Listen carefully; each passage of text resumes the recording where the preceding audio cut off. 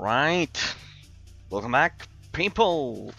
Here we are once again. A new analysis begins. Yes, day number 1 of analysis of Drakensang, the Dark Eye. A pretty interesting case.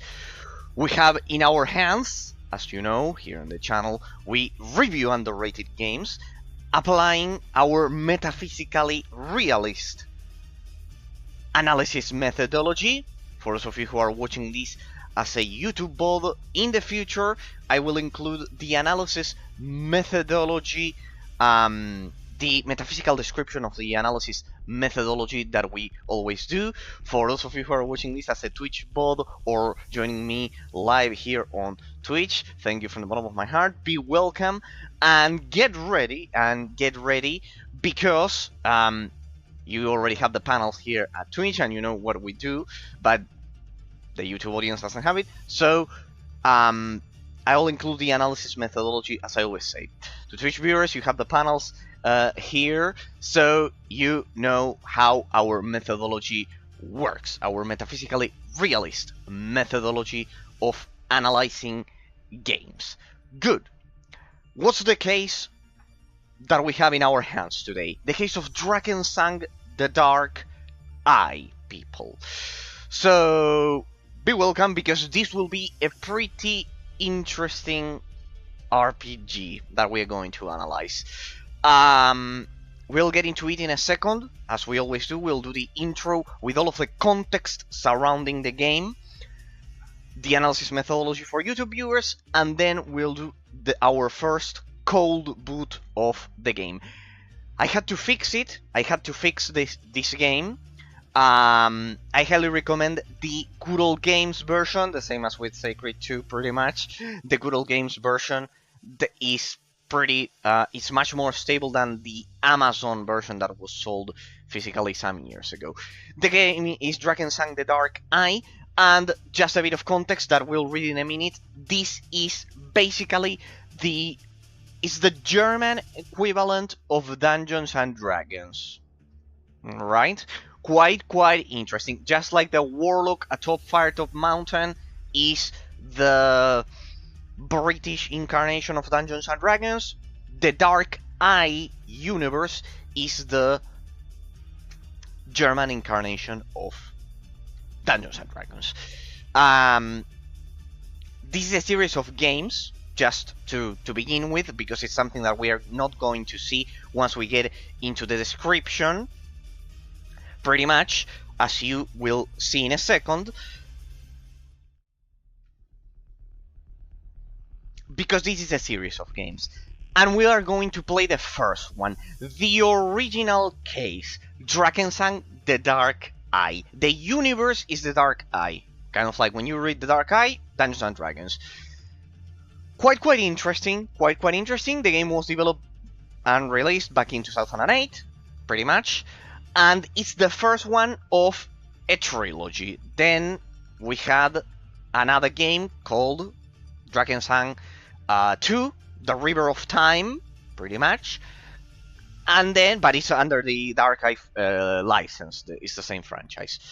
And then we had the MMORPG release of Drakensang Online, which is pretty much the legacy of these two first original games. A pretty similar case when compared to Torchlight. You know that the developers of Torchlight, which were originally the developers of Fate, of the Fate series, actually the Fate series turned into Torchlight. That was the original name of that isometric action RPG. They released Torchlight 1, then Torchlight 2, and then they tried to release an MMO version of Torchlight, of that system. And they failed miserably, and then we had Torchlight 3. In the case of Drakensang 3, which would be the Drakensang Online, the MMORPG, it was successful. They managed to successfully release an MMORPG version of their original single-player game. The first one, the Dark Eye, that you see there, and the River of Time, the sequel, they're both offline, party-based RPGs. Yes, people, that's the first thing that we're going to get into today. That's why you can read that I said that we'll begin with the genre classification and the first impressions.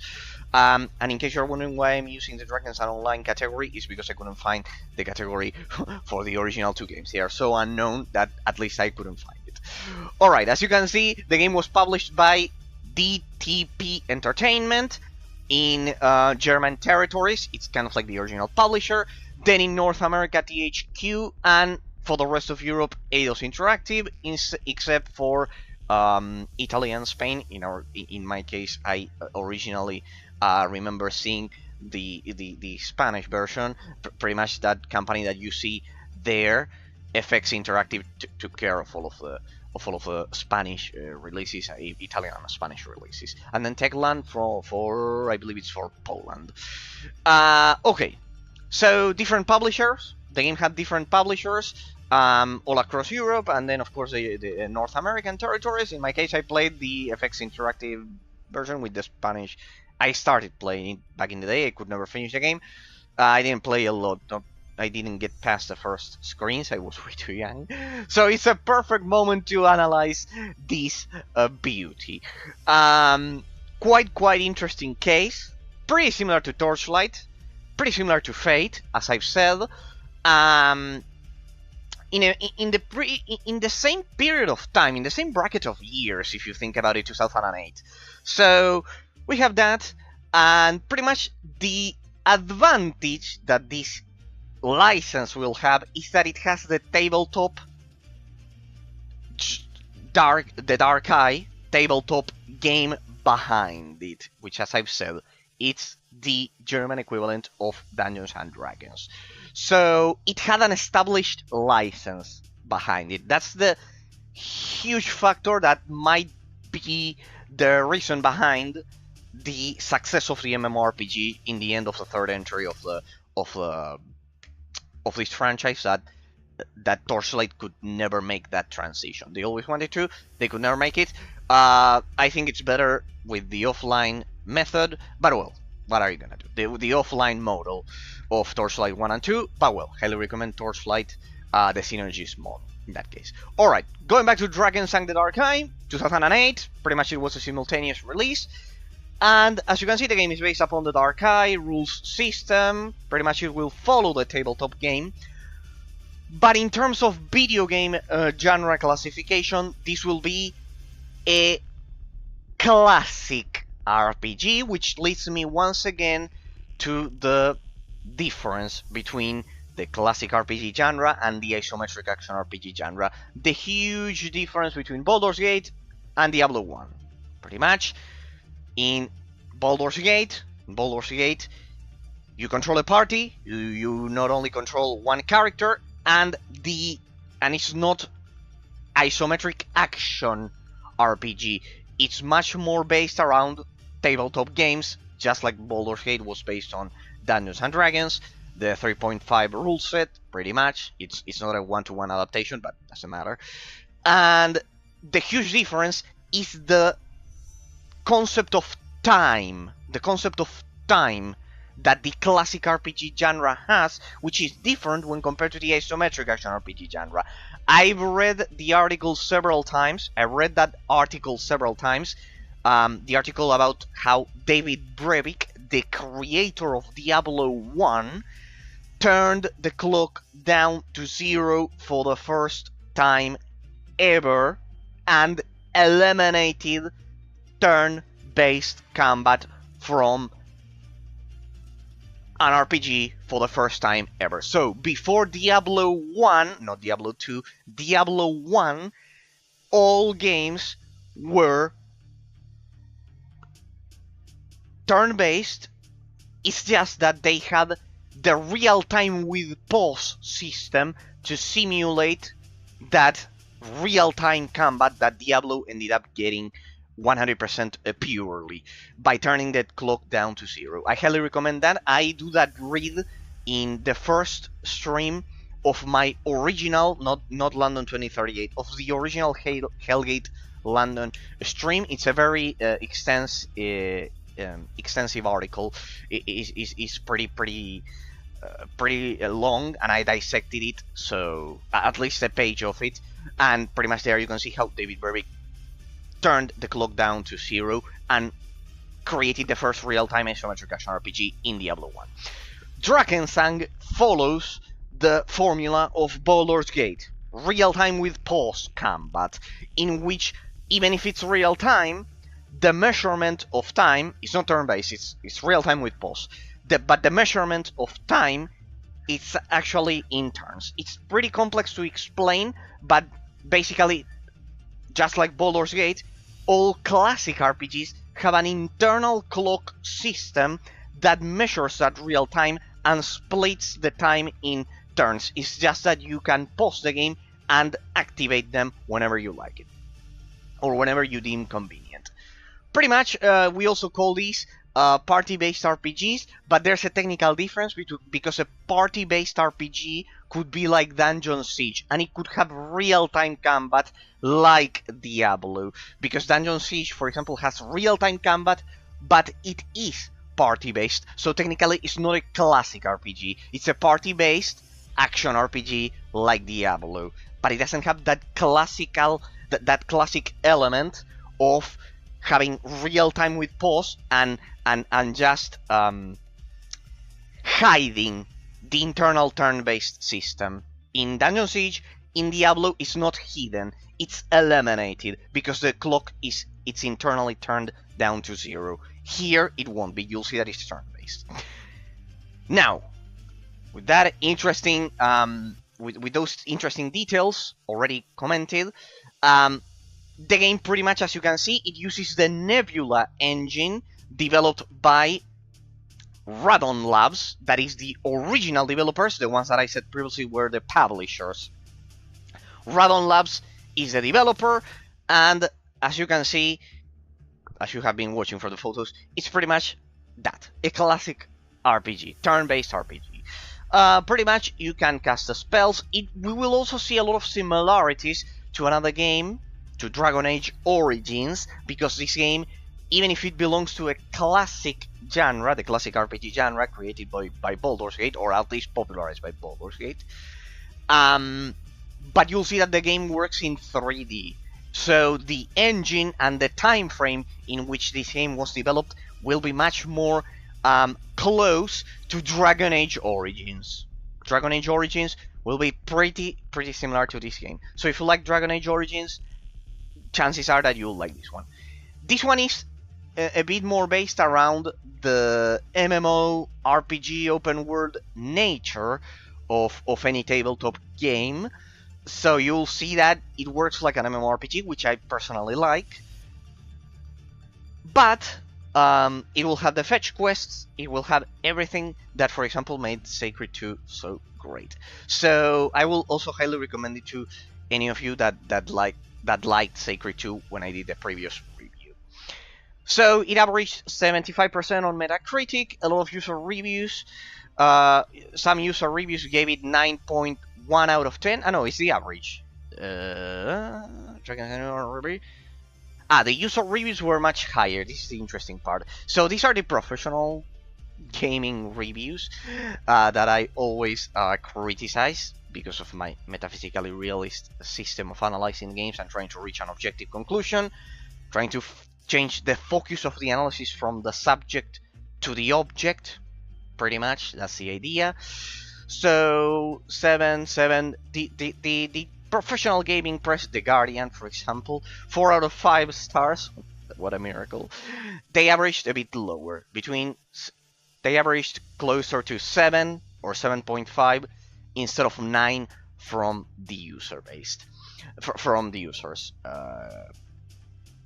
qualifications. Here we can see a comparison with The Witcher. The game lacks the moral grayness of The Witcher, so it's much more kind of like, it is understandable because it must follow, it makes sense because it follows the classic good, neutral, and evil. It probably follows the classic moral system of Dungeons and Dragons, which is classifying the characters with the 9 grid of the system of good, neutral, and evil. So good, I like that. I like that. I always like that. Pretty much the headquarters of this company. Do they still exist? The company filed for bankruptcy in May of 2010 and was bought by the browser games publisher Big Point GmbH. This is a pretty big German developer publisher from back in the day, pretty much. So it's a quite interesting case, as you can see. The reviewers 7.5, the users they lean much more towards a 9. So these are the underrated cases that are usually fly under the radar, people. So the game was developed in Berlin, Germany, and this is something that I wanted to draw your attention for a second, ladies and gentlemen, in case you're watching this as a YouTube VOD. Quite interesting. As I've said, I will include, if you're watching this as a YouTube VOD, the Metaphysically Realist analysis methodology that we use on the channel. So don't worry, you'll have the explanation of all of the concepts that we'll analyze. But I wanted to draw your attention for a second to this. While Radon Labs originally didn't have other RPGs developed under their belt, which could be the case with Sacred 2 because they had developed Sacred 1 at the end of the day. They had experience with the RPG genre, even if they had to change the engine with Sacred 2. As you can see here, they created this game called Urban Assault. It's a 3D combined first-person shooter and real-time strategy computer game. And then this one called Project Nomads. Now, I've never played this game, I have never seen it in action, but I've seen some screenshots, and pretty much this forgotten game did create an expansive open world. So while Radon Labs, while the original developers from Berlin didn't have a direct experience creating an RPG game, a classic RPG game like Baldur's Gate, inheriting the Dark Eyes license of the tabletop game, which was the German equivalent of Dungeons and Dragons, just to have a general reference. They did have experience creating expansive open world games, even if the genre was different. So they did have some experience, not direct experience, because they didn't create an RPG previously to this one, but you will see that it will play a big role. You can still get the game on Steam, but I will recommend you the Good Old Games version of it, because I believe this one is the same as the Amazon version of the game, which in my experience it was a bit technically unstable because it didn't work full screen. So the Good Old Games version, it does work without any kind of extra fixes. So pretty much as I've said, here is described as party-based RPG. As I said, this is technically a classic RPG game because of the classification of the combat system, because it's real-time with pause. If I say party-based RPG, I am not making a reference to the time, to the feeling of time of the combat. It's an extremely abstract concept, but it's extremely important, because this could describe, for example, Dungeon Siege. Dungeon Siege has real-time combat, the same as Diablo, and it is party-based, but it doesn't have the classic RPG combat of Baldur's Gate, real-time with pause. That's why party-based RPG is not a precise metaphysically objective definition of it, because you are not referencing the how the combat handles the concept of time with real-time with pause instead of real-time combat. Remember, Diablo is the one game that turned the clock down to zero. David Brevik, pretty much, in my first stream of Hellgate London, I commented it, and pretty much until Diablo 1 didn't turn down the clock to zero, the internal turn-based concept of time wasn't eliminated from RPG games. So technically you can have a party-based RPG with real-time combat. Dungeon Siege is the perfect example. So the most precise, metaphysically objective definition is classic RPG, because it has real-time with post-combat. Let's get into the user reviews, people, instead of the professional gaming press that I love to criticize so much. As you can see, the first description, this one, is certainly interesting that you must have read. European Morrowind. Well, technically it would be German Morrowind, because there have been other European games that also try to replicate that expansive open world feeling of Morrowind. Loving it. Talk about big things in a small package. Couldn't recommend it. Pay attention to the hours. I don't know if you can see them. 191 hours, people. 191 hours. That is a lot. A lot to play a game. It's almost 200 hours, of course. That would place the game similar to, in a similar bracket of time completion as Sacred 2, for example. The prequels are better, but I still really love this game. Yeah, Drakensang 2 must probably be even better. A great RPG with lots of dialogue, perfect for learning German, by the way. Sure, it sure must be. The prequels are better, but I still really love this game. People call it slow, boring, but I've never found that to be the case. It just comes across as more of a starting adventure on tabletop. So yes, pretty much that usually can be the case in the sense that the first RPG of an studio can be like that. Like it has to set the lore and the world. It happens to Baldur's Gate 1, going compared to 2, but I still love Baldur's Gate 1 instead of a second one, so for me maybe it's perfect. This game is a hidden gem, only a few people seem to know it at all, which surprises me. Graphics hold up pretty well, the art style is beautiful.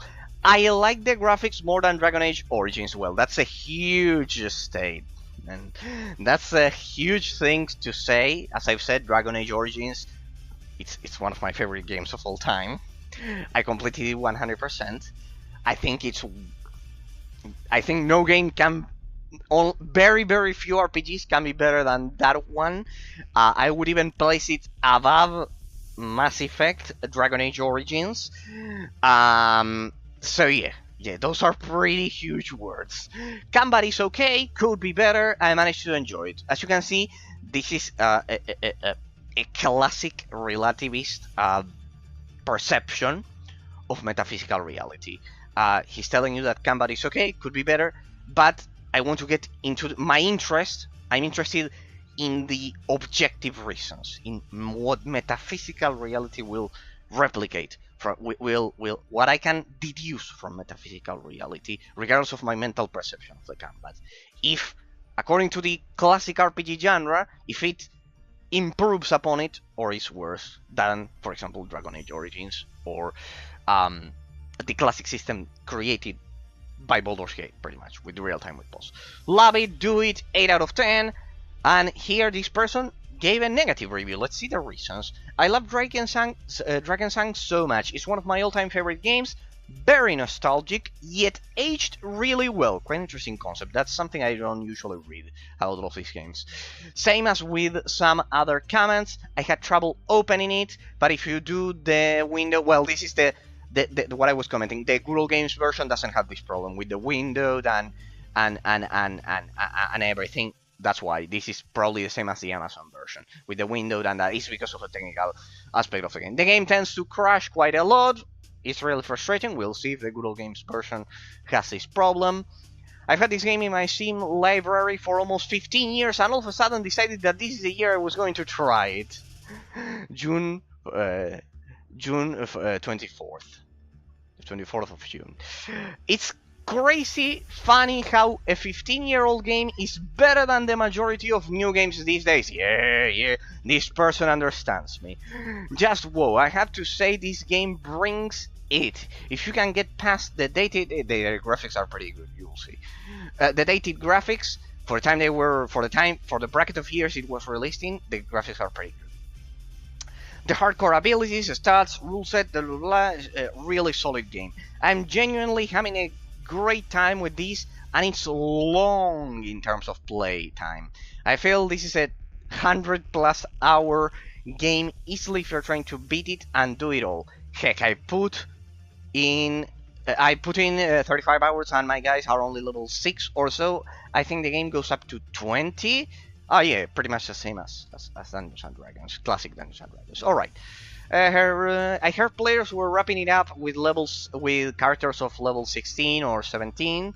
Still, that means I'm only a third or fourth away. The game is a ton of fun to play. Quirky, but not try-hard quirky. Clunky, but not one of those relics of the day when people would put up with endless stupidity because of lack of choice. It's great fun, in part with quirks and clunks. Alright. Very well, people.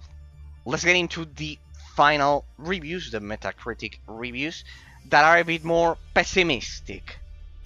Because of the dates, probably. Except for the first one. This game is a hidden gem. He awarded it a 7. April 6th, 2024. Some months ago. Only a few people seem to know it at all, which surprises me. Graphical... it's the same as the other one. It's the same person. Alright, so it was actually a 7. The same person that we read previously. Okay, let's see the reviews from 2021. This one of the worst games I played. What I mean. It's very repetitive. It has big, empty, boring locations with swarms of identical enemies. Its story will make you yawn. Combat is boring and very repetitive too. This is a perfect game for me. I think it was made by people... No. From Syria. God damn it. That one was... that person, I hope he wasn't... he wasn't high when he was writing that. God damn it. See what I mean when I say... When I do my talks about metaphysical reality and all those things. See? Not a single logical reason behind all of that. This one is in French, so I cannot read it. Drakensang is this one is from 2015. Pretty much middle. We are doing this in 2024. So this one, and the game was released in 2008. So pretty much middle time frame, let's say. Drakensang is a good comeback of the Realms of Arcania's game system. This probably has to do with the tabletop game. I don't know. Although it might use the same system, the game mechanics are different. It's no longer a turn-based game. So there was a predecessor, huh? Then well, I'll take care of. I'll take a look at that one. A longer turn-based game. There are fewer skills and most are combat-oriented. Magic is weaker, but practically the same. Otherwise, I like character creation, and I wished that all different cultures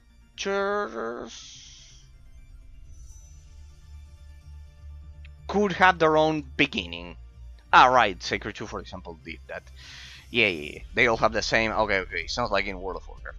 But you always start in the same spot and have the same storyline. Alright, it's only one storyline. It's unified in that sense. Speaking of a storyline, there is only one. It is perfectly linear story. You cannot alter, where it seems to be only one ending. Alright, it's much more linear in terms of the storytelling. We'll see. Which makes this game an adventure power gaming one instead of a role-playing one. Okay, alright, it leans more towards... So it remains faithful to the tabletop game, then, looks like. I recommend only buying it if you find it under $10 or 10 euros, whatever. 2014. Along with Dragon Age Origins, these are the only two real modern RPG in the line of Baldur's Gate. That's not true. I have other examples. That's not true. It's not true. There are other examples. It's just that they are difficult to find. For example, Champions of Aventuria. I wanted to stream that, for example, by Ubisoft 2016. Well, it wasn't released here 2014 when he did the review. True. At this point, these are the only two real modern RPG in the line of Baldur's Gate, the classic RPG genre, real time with pause, in which the result of a fight is through the character's stats calculations. Yeah, maybe there's an internal dice roll system in place. I want to discover it by myself, so I haven't spoiled the fun. Not by the player's actions in dodging, blocking, or jumping like the rest of multi-platform RPGs, more oriented to path action. The game is well done, achieving a believable fantasy environment of elves, dwarves, and Amazons. Okay, only a few whims in some repetitive combats, but nothing serious, and its successor River of Time is even better, right? Having heard all player suggestions, if this awesome RPG would support mods natively, it would be a solid 10 to me. The second one does support mods, and it has pretty amazing mods and an expansion. The second one is kind of like much better. But I want to try out the first one. In the case of Sacred 2, I tried the second one because the first one was kind of like 2D with a totally different resolution. There was a huge gap of years. In the case of this one, they are kind of like pretty similar. It will be interesting to play this one and then the next one in the future. It's classical style RPG, well, solid RPG, following the everyone mentions Baldur's Gate. Here we can see the relationship to the classic RPG genre. The Dark Eye system takes some time getting used to, I guess. It takes there's some minor annoyances and subpar voice acting, as well as a rushed ending. Quite interesting. It's a pattern that we see every time. But overall, it's a great RPG reminiscent of games of the peak of the genre in the 90s. What the two? Let's see the logical reasons. Let's see if there are some logical reasons, not like the guy that we read previously. What a shame. This game had potential, but there are some huge problems that made this game unplayable for me, alright? What? The controls are exceedingly bad, so we need to take a look at the controls then. Annoying while exploring and painfully wrong during combat. Okay, the combat system. This literally killed the game for me, hence the low score. There are other problems though. This game fails at properly introducing the player into its mechanics. Pretty much. Everyone did this back in the day because they came with those thick game guides in their physical releases. And it fails at creating an interesting story and characters. Too many cliches, much too generic, I do not recommend. Alright, so the controls and the combat were the main two problems. Okay. 2011, despite its weak stories, they all agree on the weak story, that's for sure. This is a good old school party-based RPG. As I said, this could be Dungeon Siege. It's a classic RPG. Precisely, this person is describing Baldur's Gate and Neverwinter Nights, which are kind of like the greatest. They're pretty much the pinnacle of the classic RPG genre at this point. Like, they are not party-based RPGs. They are classic RPGs. So good. But of course, in very cool 3D graphics, although nothing really stands out as different than those games in the same type. It's still fun to play. The game does have some flaws. First thing you'll notice is the bad camera, alright, the controls again. The camera would be the controls at this point. It's a part of the controls. Though it's not clunky enough to ruin things, but just feels very uncomfortable. The other thing that is not very good is the linear gameplay and dialogue. Alright, and others, they all agree that the fact that the game is much more linear when compared to more classic BioWare games like Dragon Age Origins. Alright, people, alright. I think pretty much we have the idea. The scores are pretty darn exact with this case. Pretty much it's a 7, a 9, or I didn't like the game at all. Pretty much that's the idea, as you could see. As you could see, that's pretty much the idea. As I've said, the professional gaming press reviews were the same, 7, and in the case of people that like the game much more, a 9. They leaned much more towards a 9. Alright, people. We begin then another case. As I've said, for those of you who are watching this as a YouTube bot in the future. Right now, I will include the analysis methodology, the Metaphysically Realist analysis methodology for all of you before we begin, just so you know what we'll do in the coming days while analyzing all of the aspects that the game has to offer, just like we did with Sacred 2. So, Please enjoy the analysis methodology. So, let's begin with the definition of our method of analysis, because we have a long analysis ahead of us. Let us begin. As you know, people, if you come over here over at Twitch, if you drop by the Twitch stream, you will realize in my panels I have a lot of explanations about how my analyses are metaphysically realist analysis, basically involving philosophical realism, which is the opposite of relativism, and basically the main premise of a philosophically realist analysis is that when we define metaphysical reality, when we define existence, we don't define it as it is usually unconsciously defined by relativist game reviewers. Generally people, I'll try to do this as brief as possible, when you define reality as the sum of our mental perceptions, opinions, or doxas, as we used to call them in ancient Greece, when you unconsciously define metaphysical reality and metaphysical entities in it as the sum of our mental perceptions, of our opinions, simply the sum of those opinions define reality. That's usually how relativism works. It's a matter of mental perception. It's a matter of opinion. It's something that must have happened to you. It's to you all watching this as a YouTube pod. Pretty much when you have a discussion with someone, it doesn't need to be a violent discussion or anything like that. An intellectual debate, any intellectual debate you could possibly think of, and the person is cornered, the person doesn't have any more logical arguments, generally the person will say, alright, but that's your opinion and this is mine and that's it.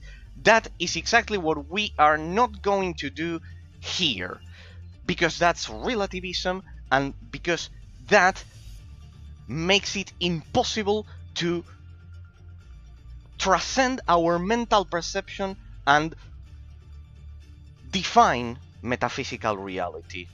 Right?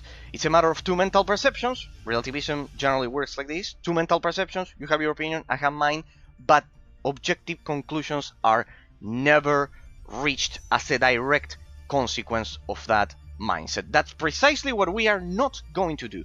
What we are going to do is to use philosophical realism. Why? Because, as I always mention in my analysis, while relativism works at ruling a country, at for example, creating laws or organizing a society in general, we all vote. Think about your own Congress or Parliament. In the case it's a European country, Congress in the case of us, North American and South American countries. And as I always mention, think about those. Think about your own Congress or Parliament. The congressmen basically raise their hands and they vote, and the majority of mental perceptions, of opinions, of doxas, as we used to call them in ancient Greece, rules. We vote and majority rules. That is completely untenable and inefficient, absolutely useless at analyzing isolated objects, because it is impossible to reach metaphysical reality through the simple sum of opinions as your definition of reality. Because a person will have a mental perception, I will have another mental perception, and that's it. We never reach an objective conclusion. This is precisely what we are going to do here on the channel. As I've said, discarding relativism, we'll use philosophical realism. What's the point then? What's the point? Precisely. Since metaphysical reality isn't the sum of our mental perceptions, but an external entity, an external metaphysical entity, when compared to our opinions, to our mental perception, we will use it because it's more effective at analyzing isolated objects. The example that I always use, and please, well, I gave you a disclaimer for followers of the Twitch channel, and over at Discord they must be fed up of listening to me comment this constantly, pretty much. As I always mention, people, as I always mention, when we do this comparison between two mental perceptions, there will always be one out of two opinions. There will always be one that is closer in its description, in its accuracy of its description of metaphysical reality. The description of metaphysical reality will be more accurate out of two mental perceptions, out of two opinions. Of course, we cannot rule a society or organize it with that, but when it comes to analyzing isolated objects, it's more effective, as I constantly say on stream. Right, people. So I have already given you the theory, the methodology of the theory, the theory of the methodology, sorry, that we are going to employ when analyzing games. But I'll give you also a down-to-earth example that I always do on stream. That's why I say Discord members and followers of the channel, old followers of the channel, they already know about this. But for those of you watching this as a YouTube VOD, pretty much, so I leave it attached to the analysis. Let's get to a down-to-earth example. People, this is a gaming mouse, right? It's a gaming mouse. But what if I pose the question, why is it a gaming mouse? Is it a gaming mouse? Why is it that your mind defines it as a gaming mouse? Why? Why is it a gaming mouse? The logical answer that most of you would logically tell me, it's absolutely natural, it would be to tell me that this is a gaming mouse, that we refer to it as a gaming mouse, that we call this a gaming mouse, because we have all agreed to call it like that. There you can see the perfect fallacy and inefficiency of relativism at analyzing isolated objects, right? Because if I say that it is correct to call it a gaming mouse, because we have all agreed collectively, the sum of our mental perceptions have agreed to call it like that, and its metaphysical entity has to be referred to as a gaming mouse because we decided collectively to call it like that, there isn't any logical background behind it. It's just the sum of our mental perceptions. Let's get to the realist analysis. This, and you will see the perfect difference if you're watching this as a YouTube, but you'll appreciate it. This is a gaming mouse, because it's the methodology of our analysis. This is a gaming mouse, not because of our sum of mental perceptions. It is a gaming mouse because it's a specific combination of molecules and particles that is so specific, so precisely specific, that could never be, for example, a chair.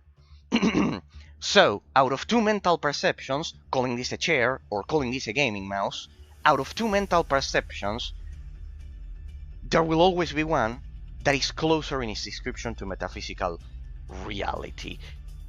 Even by 0.0000001%, even by 1%, even by a slight detail, it is objectively more accurate to call this a gaming mouse and not a chair. Why? Because it's a specific combination of molecules and particles that simply is completely different when compared to a chair. The description of calling this a gaming mouse is objective. The existence of this metaphysical entity, it's external when compared to my mental perception. It doesn't matter if my mind decides to call this a chair, it is still a gaming mouse. Even if we all agree to call it a chair, and humanity has been brainwashed to call this a chair for whatever reason, it will still be metaphysically a gaming mouse. Because its metaphysical entity and essence, they are both external when compared to my mind. We can use even a closer example, and I'll prove it to you. Between calling this, we'll use an even more subtle example that I always use. Between calling this a gaming mouse and calling this an electronic device, they are pretty close.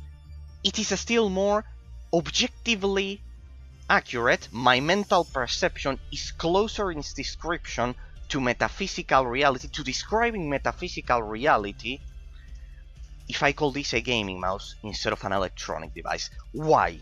Even by 1%, even if it is also an electronic device, calling this a gaming mouse also incorporates the idea of shape.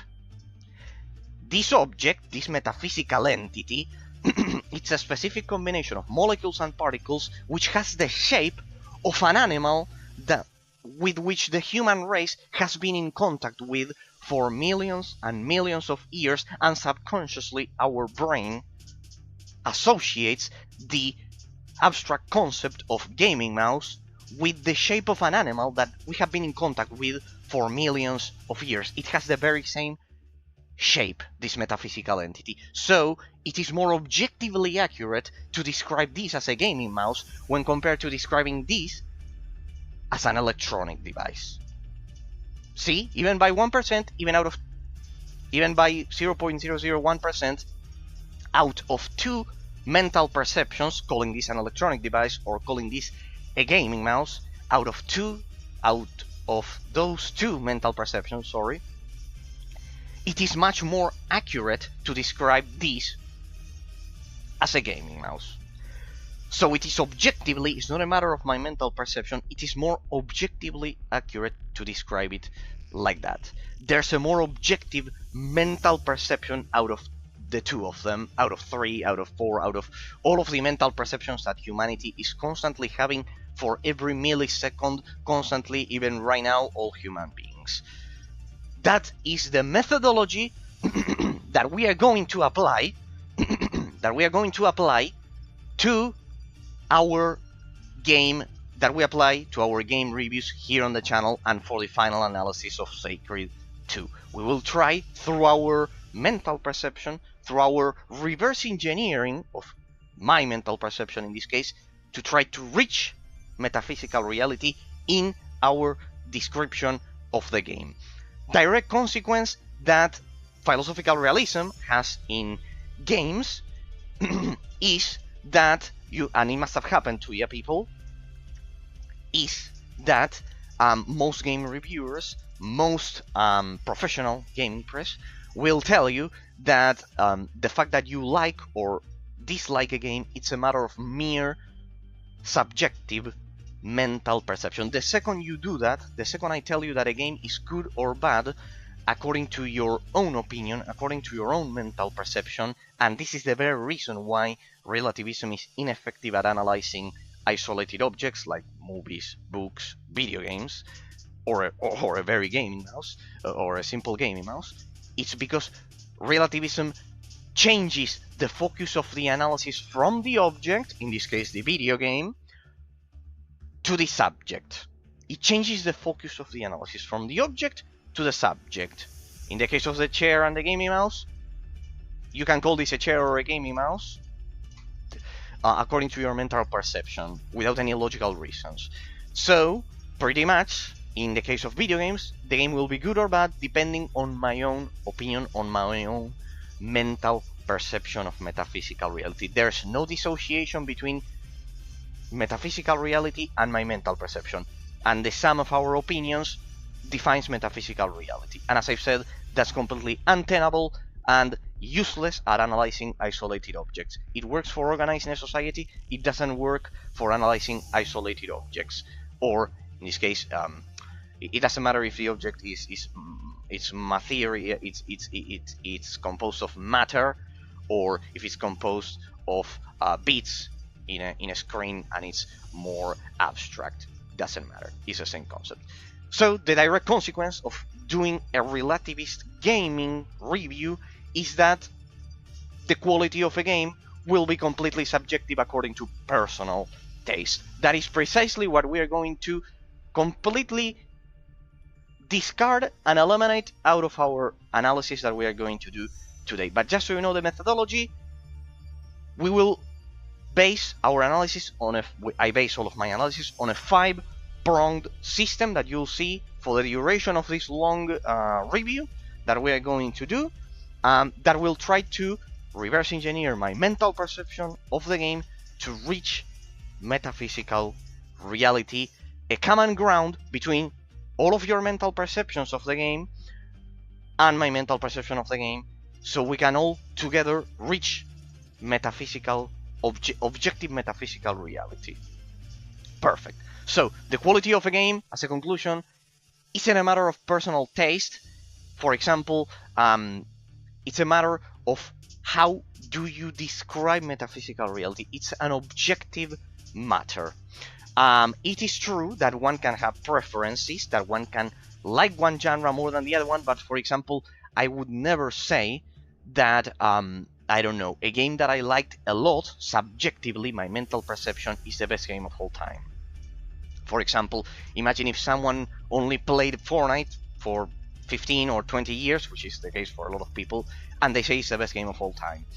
And most people will have their reaction when confronted with that claim that it is wrong, but most people won't be able to tell that person why it is objectively wrong. It's not a matter of our mental perception of it, because we know that the level design complexity, the gameplay mechanic, the abstract model of the gameplay mechanics and their complexity, a lot of things that you'll see once we get to the analysis of Sacred 2, the graphics quality, everything, objectively, in a comparison with other games, Fortnite is simply not the best game of all time. It is objectively wrong to say that, for example. Even if it's your favorite game, that's perfectly acceptable. It's your mental perception. But when trying to reach the common ground of metaphysical reality and describing the metaphysical entity of Fortnite as the best game of all time, it is objectively wrong. See that I can do a dissociation between my mental perception, or in this case the mental perception of that individual. My favorite game of all time is Star Wars The Republic, and I know that there are cases that, for example, Baldur's Gate influenced much more the classic RPG genre, just as a random example. And like that is the same in the mind of this person who thinks that Fortnite is the best game of all time. Subjectively, it doesn't change the fact that objectively, that it is metaphysically objective to consider other games as the best games of all time. Pretty much. So, as a direct consequence, we're not going to do a subjective analysis. I won't tell you that, for example, you like Sacred 2 as a direct consequence. If you like Diablo 2, you will like Sacred 2, because I'm not giving you a logical reason behind it, which is what most reviewers usually say. Most reviewers usually say if a game is addictive, it's good. If it's not addictive, it's not good. And that's because they are unable to reverse engineer the logical process behind reaching metaphysical reality. They are stuck in their own mental perception. So it is actually addictive. Then the immediate question we should pose is, why is it addictive? Generally because there's a psychological sense of progression which creates that feeling of addictiveness in the brain, in the brain of the player, due to a psychological sense of progression that the game is able to create on the player. Good people, I think that's enough. We have a long analysis ahead of us, so without further ado, you already have the methodology that we are going to use. Everything perfectly explained in a very brief way in 20 minutes. It's a very complex topic to talk about in 20 minutes. If you like the topic, I highly recommend you drop by the stream and we talk about it as we usually do if you are watching this as a YouTube VOD in the future. Alright, for those of you who are watching this as a Twitch VOD or in the future as a YouTube VOD and you watch the analysis methodology, we can begin with the gameplay after this brief intro. Okay. So, things that we need to keep an eye on. Pretty much the two biggest flaws that most users commented were the controls, especially the camera portion of the controls, and then the the combat system. Pretty much they are the main focus that we need to analyze. But of course, we will analyze all of the aspects. We'll dissect it just like we did with Sacred 2 and the rest of the games that we analyze on the channel. Alright, pretty much just so you can see the context of the genre classification, which is the first thing that we always need to do, people, because it's the main comparison. I cannot compare this game. You will see that I won't compare this game to Diablo, as I've said, because of what I said at the beginning. Because Diablo 1, even if it was released previously to Drakensang, it belongs to the isometric action RPG genre, and Drakensang belongs to the classic RPG genre, just so you have a minimum context of the genre classification, which is what I want to get into in the first impressions. It follows the legacy of Baldur's Gate, of Icewind Dale, of Neverwinter Nights, with its classic real-time with pulse combat. As I've said, saying that this is a party-based RPG is not metaphysically precise. Why?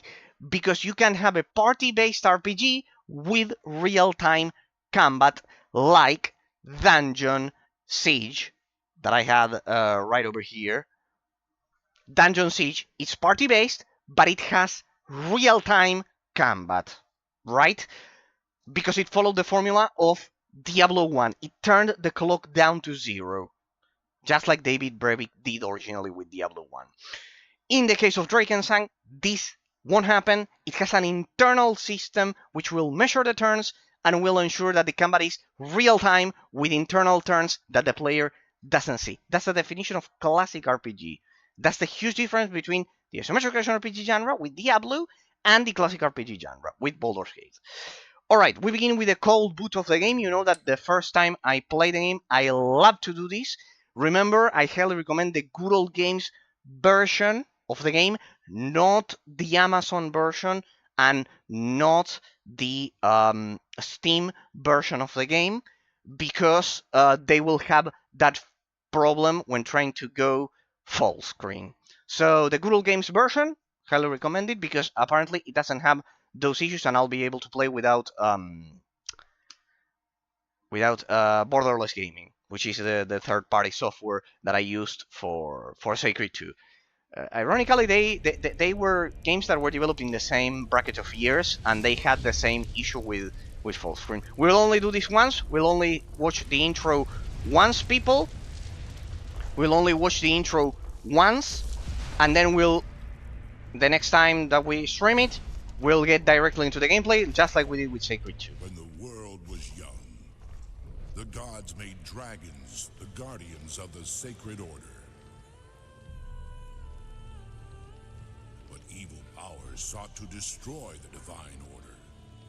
They sowed treachery and discord amongst the dragons and throughout the land.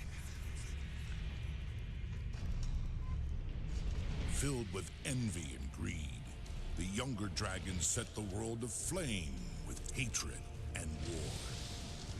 The elder dragons managed to restore the balance, but they paid a terrible price.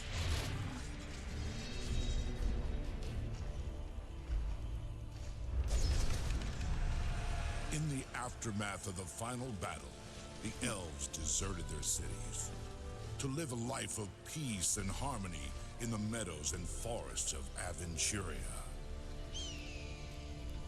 But the dwarves never forgot the dragon's treachery.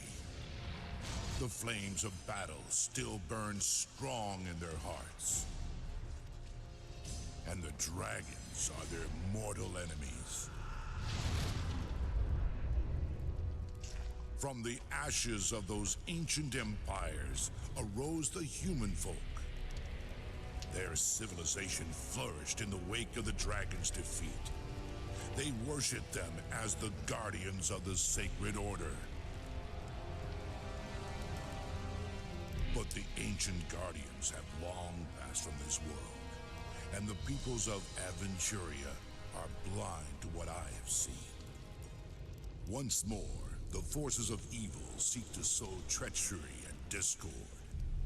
My strength wanes. But there is still much to be done. forged in fiery depths.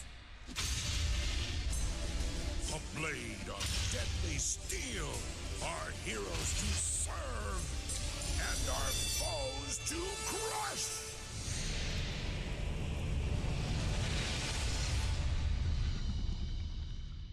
Pretty solid start. Here we can see the influence of the lore of the tabletop game, the Dark Eye universe that this franchise had behind. Because remember the game, this was the original, the first video game that they created, following the universe and the lore of the tabletop game. Which, remember, is kind of like the equivalent of Dungeons and Dragons. It's pretty similar to Dungeons and Dragons, as you'll see.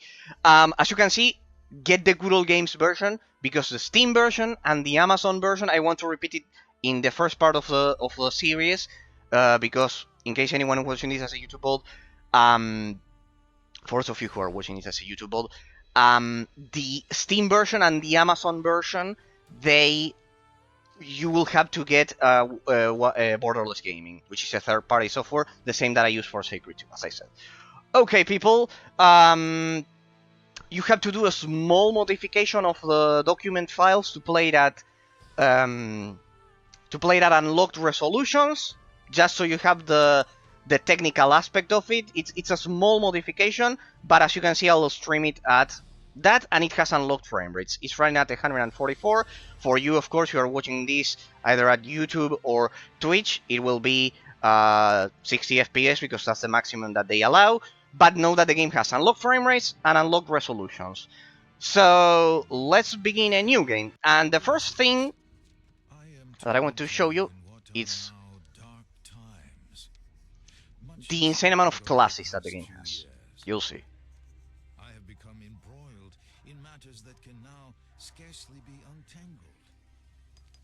In order to achieve this, I desperately need an outsider, an unknown face.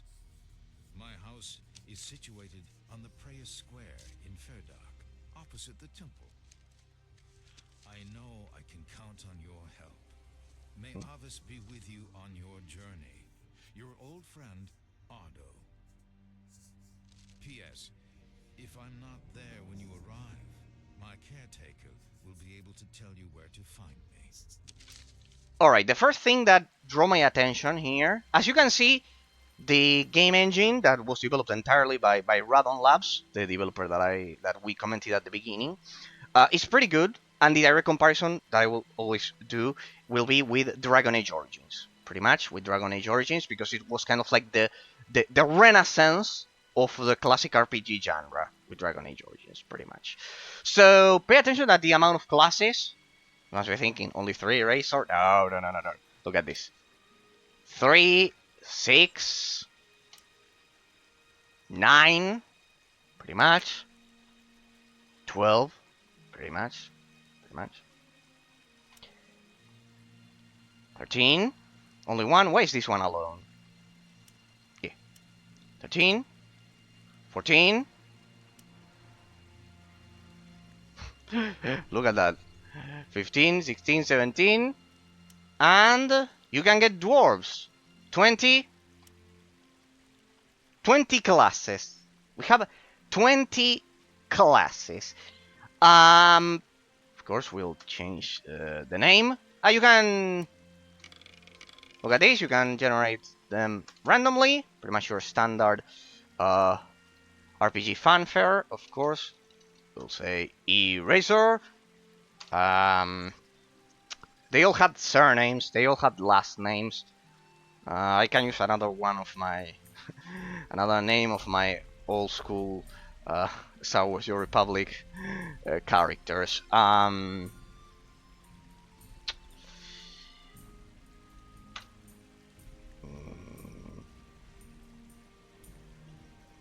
Which one I could use? Sekeldas. Yeah, that was another. That was the name of my Jedi warrior back in Star Wars: Your Republic. Favorite game of all time, people. Have I ever commented? Yeah, I always commented. Pretty much. Okay. Let's see.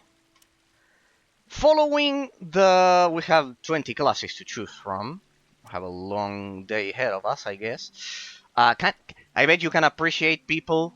I bet you can appreciate that back in the day we didn't have the wannabe gangster haircuts that we get nowadays in modern video games. Sorry, that was my grumpy phrase of the day. I always need to have a grumpy phrase at the end of the day. But yeah, in all of the series. But yeah, pretty much. Burglar, thief, elemental. What's the difference between an elementalist, metamage, alchemist? They have here. Let's see. Metamages specialize in manipulating magical matrices, making them a more powerful necromancer. This is a necromancer, actually, in Aventuria. Alright, Aventuria is kind of like the lore and the world universe of the Dark Eye license, pretty much. Metamages prefer to stay in their laboratories. Earning powerful spell. Bonuses, penalties, high resistance to magic, artisan. Okay.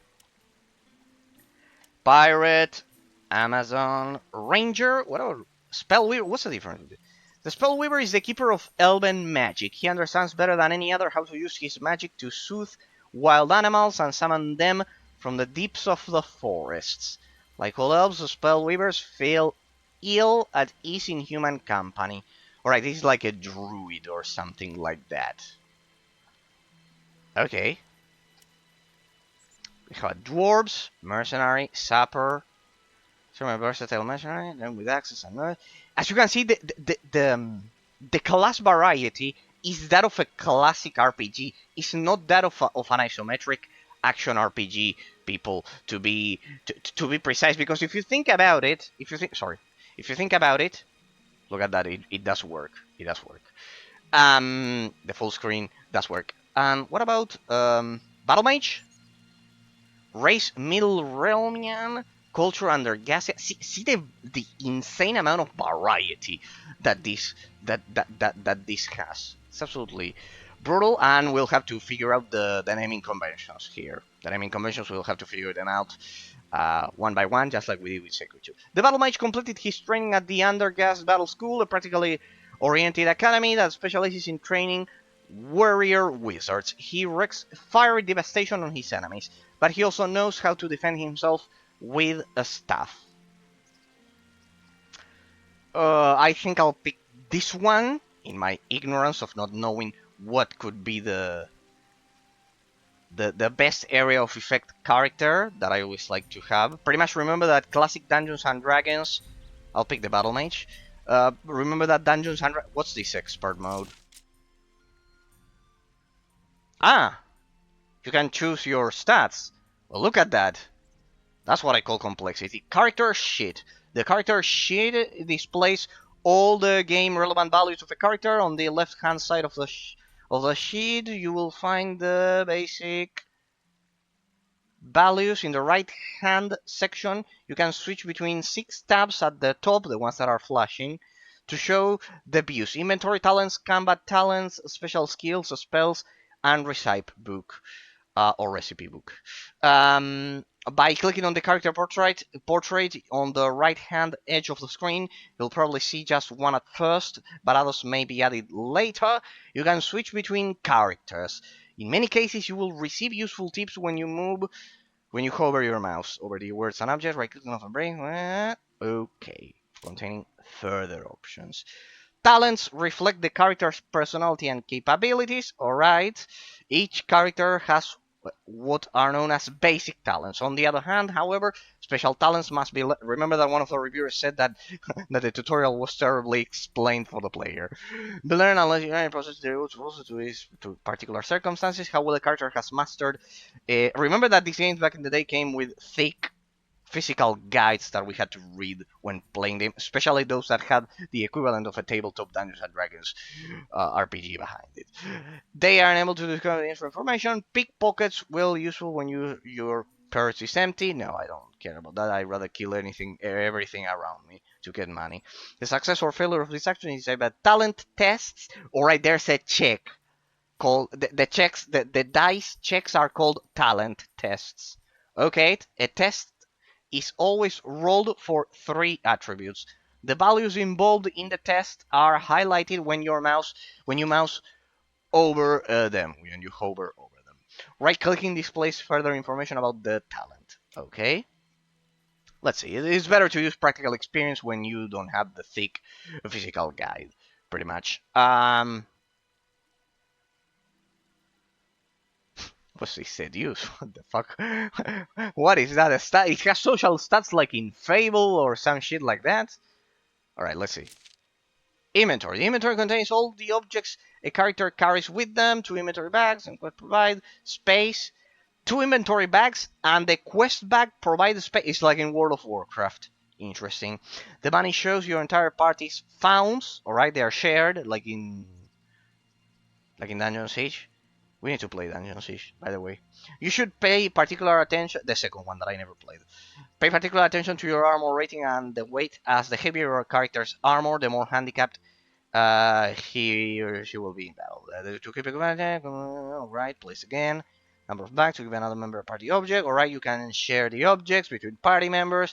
To access the object or quick talent on him, use the same method in the slot bar from the edge of the screen. Alright, pretty much.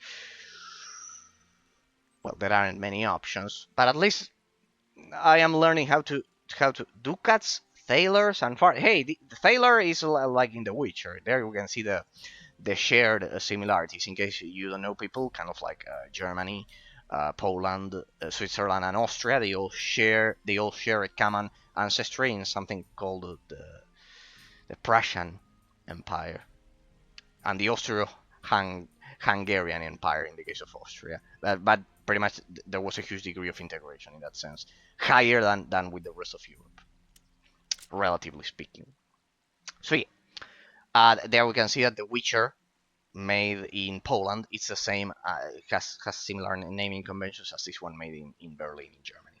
All the important objects your character finds in the course of completed countless automatically place into the quest bag. Once a quest has been completed, the item is to be remembered again in order to prevent the bag from becoming cluttered. Alright, quest items. So here we have letter from Ardo, the guy over doing the intro. Ducats, it's the money, is how you call the money. So I don't know what the other ones are. Different types of money. Quite interesting concept. So I just equip it. Do I equip it or not? Look at this. The D will stand from now on for dice. For those of you who don't know, it's the same as Baldur's Gate. One dice roll plus 2. Plus 2 points on that dice roll. Probability of getting better, of passing the talent check, I think it was called in this game. With a strength of 12, blah, blah, blah, blah, blah, blah. Pretty much. So, simple bandages. They have to be kind of like potions, I guess. Potions. Pretty much, they're pretty much potions. Adventure points. Pretty much. What's this? Spells. The spell sheet contains all the spells your caster characters have learned. Alright, it's the same as in Dungeons and Dragons, pretty much. It's in Baldur's Gate. All the spells your caster characters have learned. Spellcasters can conjure up powerful effects using astral energy and knowledge of magic spells. Characters skilled in magic have different preferences and can learn only those spells which are relevant to these. A character's proficiency in casting a particular spell is shown by the spell prowess value. More naming conventions. The higher the value is, the more skilled the character is in casting this spell. Arcane tests determine, the dice roll check, determine whether a spell will succeed or fail. The 3 attributes involved in the tests are highlighted when you mouse over them.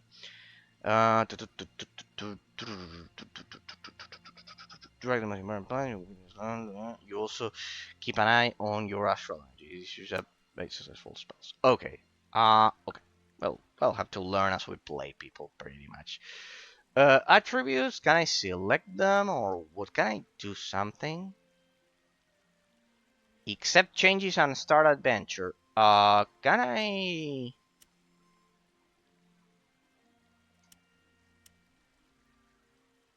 Huh.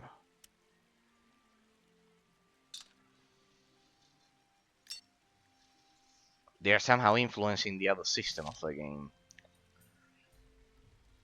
Can I reduce something here? No. No, looks like even if it's an advanced editor, you cannot remove you cannot remove your anything at all. All right.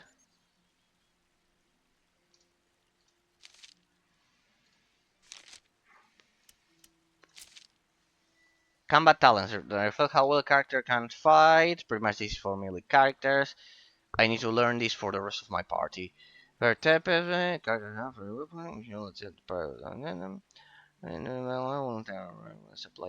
range values. The talent prowess for melee skills is divided into base attack values and parry values. I mean, no, we'll need to read. The combat talent reflects how well a character can fight. There are various types of weapons in which the character has his own talent prowess. In the explanation for each weapon, you will find talent prowess for each one. In contrast to normal talents, no talent tests are performed on combat talents. In contrast to normal talents, no talent tests, no dice roll checks are performed on combat talents. The talent prowess for melee skills is divided into base attack values and base parry values, while that for ranged combat is applied entirely to the base ranged value. Okay, you can, within certain parameters, decide yourself how to apportion it. The values determined this way result in a character's final attack and defense values during combat on which every character rolls an attack test. Well, anyways, you have to do a dice roll. Look at this. You still have to do a dice roll.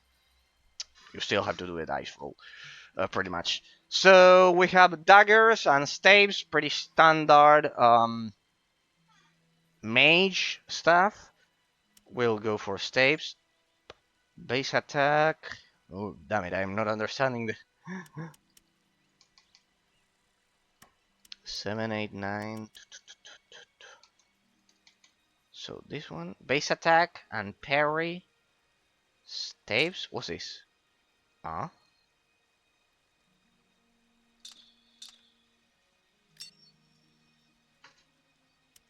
If I do this, can I increase it?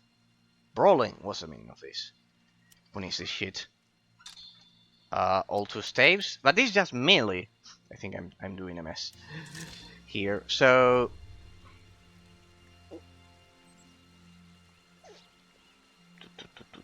vitality, astral energy, resist. Why is resist magic so low?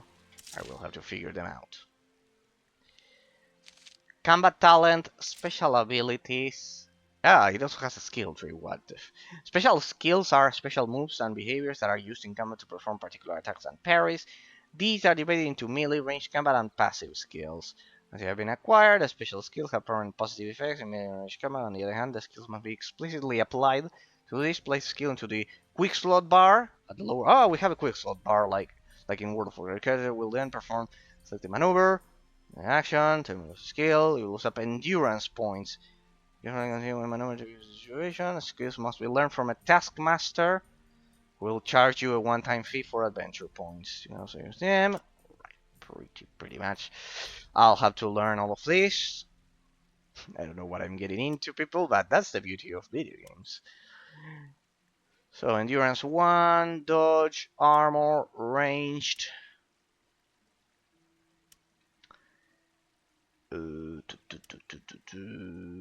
Hey, call me crazy, but magic talents.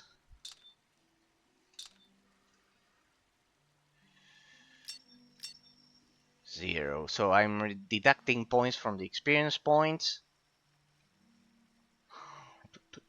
Battle magic. Iron rust rot. Yeah, remember, it's a battle mage. Careful, this could be a melee character, huh? Careful a second, this could be a melee character. I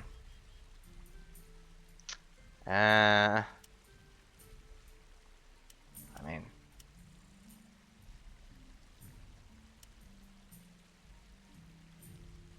Let me see something.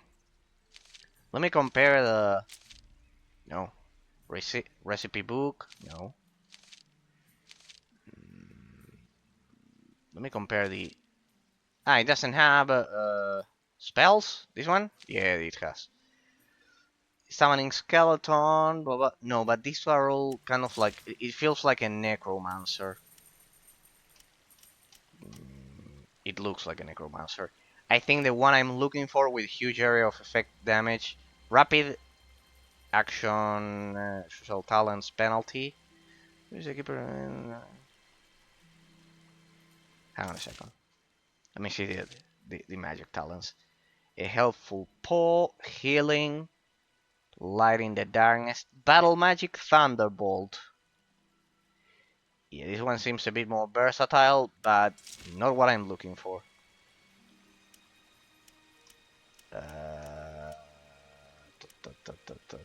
Charlatan, what's this? No possesses the full repertoire of an Aventuria and wizard. He's a master freaker and illusion with excellent dexterity and slate in hand. He's charismatic and knows how to... What? Bonus social chameleon. You know. Willpower bana.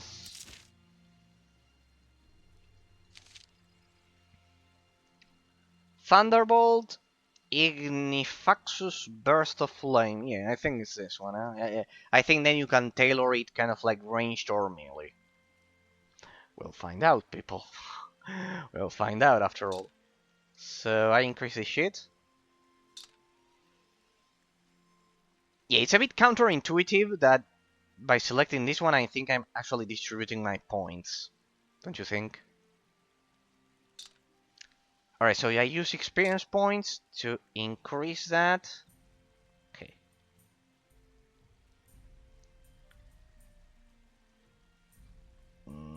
Base values, vitality,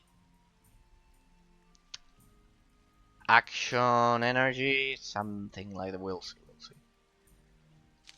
Oh boy.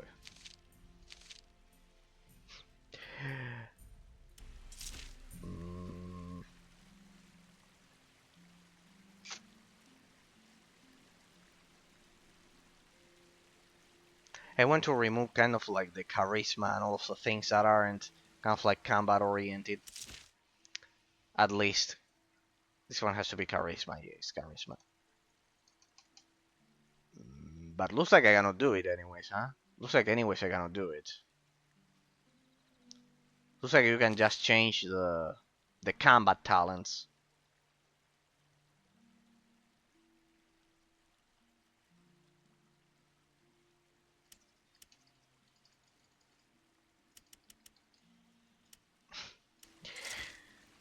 All right. Let's just use the basic editor because honestly, Greetings. I am turning to you in what are now dark even if I read times. them, Much it's has way too happened much over the for a first character. So we'll just trust the. Let's see here. They defaulted back. I know. Anyways, they. I know 10 and 10. All right. Base attack. Base. Okay. I get it. So this is the possibility of pairing, and this is the possibility of dealing the damage. Somehow you're measuring that. But they're the same amount of points, huh? They're the same amount of points, pretty much. All right, they're just a bit more balanced. All right, so you cannot redistribute them at all. Oh. All right. No. Anyways, you cannot redistribute them in terms of melee. Here, I cannot redistribute them at all. No. Yeah, no. It looks like you cannot. The only thing that you can influence is kind of like if you're going to be more accurate or be more defensive. So yeah. Perhaps here. Yeah. 8. If I lower that to the maximum, Then I can place it here.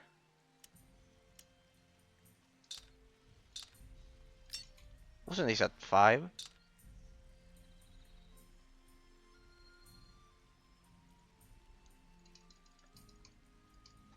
Wasn't this at 5 originally? Am I crazy?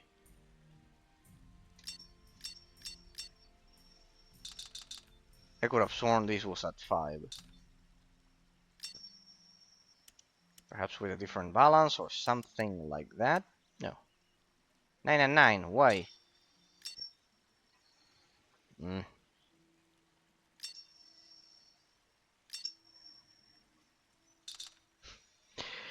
People. So he has a pretty complex character editor. Reset leveling points.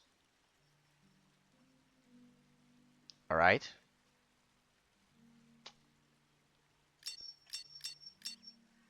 No, it only gets to 4.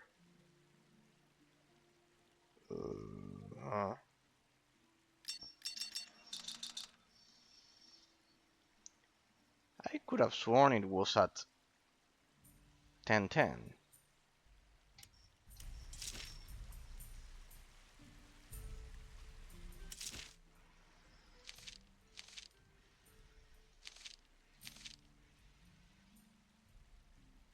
We need to experiment, people, but well, how it's already been a fucking hour. Half an hour I've spent on this. See? 6? 10-10. Look at that. We'll leave it like that then. We'll leave it like that. We'll just leave it like that. I want you to drop this one. Can I go beyond 6 here? Because I won't use brawling. You don't know, Eraser, if you're not gonna use brawling. But yeah, I don't think so. No, I'm at the max here. Definitely. Nothing I can do. Alright. But do I... Yeah, I'm losing something there. I'm losing experience points. Okay, I'm not going to use daggers. So if I do this, yeah, I lose a resource here. I do lose a resource there that I can use on this. Astral energy, yeah, look at that. That is the, and this is vitality. Alright, I cannot modify the other ones.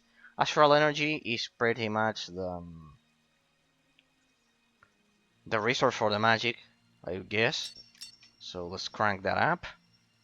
Good. Good. Good, good, good. Ranged? I would use ranged, but looks like my proficiency is with staves, definitely. Not like I'll need any other weapon. I like to have kind of like a dedicated proficiency there. Here, can I choose something? Oh, look at that. Now I can choose these. Oh. Animal lore, survival, blah, blah, blah, blah, blah, blah. Willpower is the main stat that I should care about, apparently. Human nature, I don't know what that involves. 1 dice roll plus 2 of... Okay. Okay. If it uses the same... If it's the same as Dungeons and Dragons, it's kind of like 1 dice roll. And it has to kind of like go below the to hit armor class 0. The probability of hitting armor class 0. For that type, yeah. I get the point, I get the point. Okay, can I equip it? Or do I have to equip it? No, I had to equip it when I begin the adventure, apparently.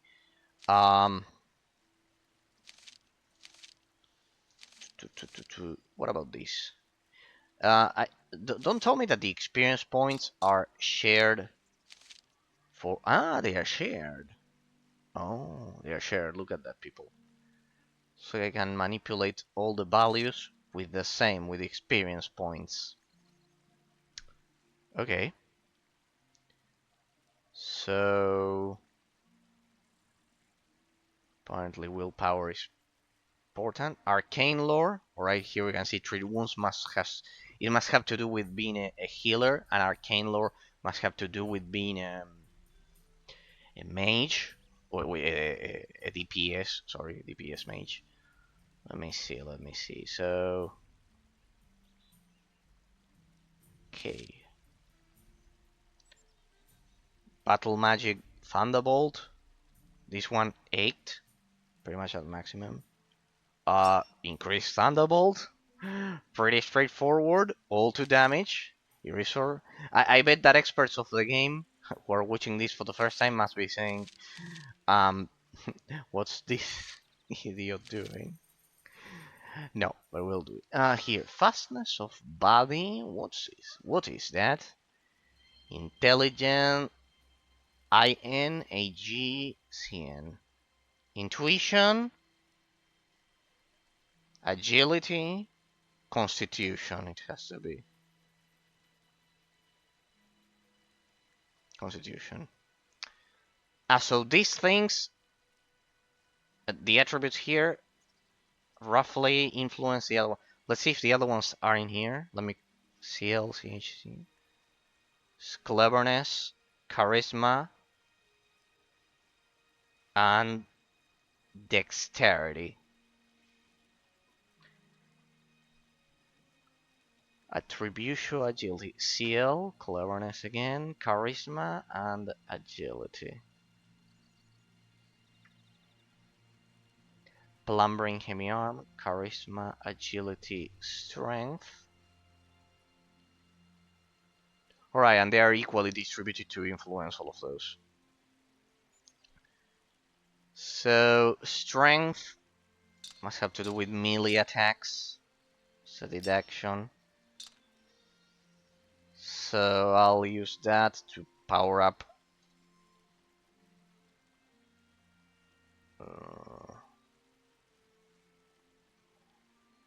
This has to do with melee attacks, which I am a mage, so I don't know how much this will be useful, because I want to go ranged.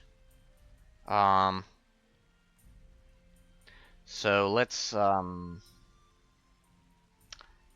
charisma, agility, and strength. I believe they are charisma, yeah, agility and strength. Yeah, I don't want. I will take the points from strength and, for example, this one, intelligence, agility, and constitution. I'll drop them here because, as I've said, I will lean towards ranged damage. That's precisely. And look at this astral energy. I can increase my astral energy here a bit. My vitality, just in case I'm not that squishy. All right. No recipe. Blah, blah. All right, people. Guess we'll live with the consequences of what we've done. What are you gonna do? Welcome to the world of Aventuria. This is pretty much, remember, the lore of the Dark Eye franchise. It was originally a tabletop game. It is. And this was the first video game based on it. Like Dungeons and Dragons. You'll meet many people on your travels who will ask you to do favors and various sizes of them. The life of a hero involves gradually collecting a great number of tasks and a large amount of information. In order to keep track of all of these things, you will carry a quest book with you in which all instructions are logged for you to read again at any time. New information acquired from conversations or from completing a task causes the entries in the quest book to be modified. These changes are indicated by the book symbol, which lights up. You'll also receive messages informing you of new quests. Right, and here we are, people. Let's see the controls that the reviewers complain so much about. Alright, it's like an MMORPG. Pretty. Oh, damn it. Here. It's not exclusive full screen. What the? I can kind of like. Yeah. I need to remember not to do those movements. The sensitivity there. The map is at the maximum there. Let me equip my thingy there. My initial weapon. It's pretty much the only one I have for now. And yeah, I can see what the reviewers mentioned about the camera controls. I remember that you could also do this. And the camera, as you can see, it has a delayed following that I don't like, so we'll use the other one. You can collect a great deal of information from talking to people. Remember, the influence of this game is from the classic RPG genre, not the isometric action RPG genre. So Baldur's Gate and Dragon Age Origins as a contemporary example. Not Diablo, not I don't know, Baldur's Gate Dark Alliance, not isometric action RPG. It's classic RPG, real time with post combat. Some of the people you talk to will, however, only talk about their problems and are looking for someone to whom they can chatter about anything under the sun. Some, however, have very useful knowledge of quests and can give you tips on how to proceed in dialogue. Social talents can be used to gain further information. That's pretty much similar to Fable, I guess. The highest talent prowess score in the group is used to do this, and the talent test is rolled. Pretty much an internal dice roll check. When it says talent test, we know that it's an internal dice roll check. Your opponent's reaction will show you whether or not the talent was successful. The talent test was successful. The conversation can be viewed again in the message log. Hold on, I have to exchange a few words with you. It looks like we'll have to do some reading here, just like in Sacred 2. Sergeant Erland Eteldargel? What the? He changed the name. What's that? Ah, look at that. You have dialogue options. Is there a problem? I have traveled a long way and hope to reach the city of Ferdok before sunset. I know, shit, people. It didn't register my name. It didn't register my name. What's that? It didn't register my name. Ah, because I re-rolled. Shit. Damn it. Greetings. Damn it. It didn't register my name. What's the meaning of this? It didn't register my name. Yeah, it re-rolled. Eraser. Let's do that. I don't need to include a last name, I guess. Damn it. Let me do that real quick. What we had. Did it register? Did it register? Let me go for Battle Mage. There. Let me see that again. Damn it, it didn't register my name. I hate it when they do that. Let me take that out. Here. We had this on 7. And I think it must have registered my combat talents? No.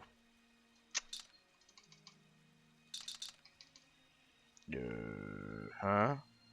I removed those and I went for...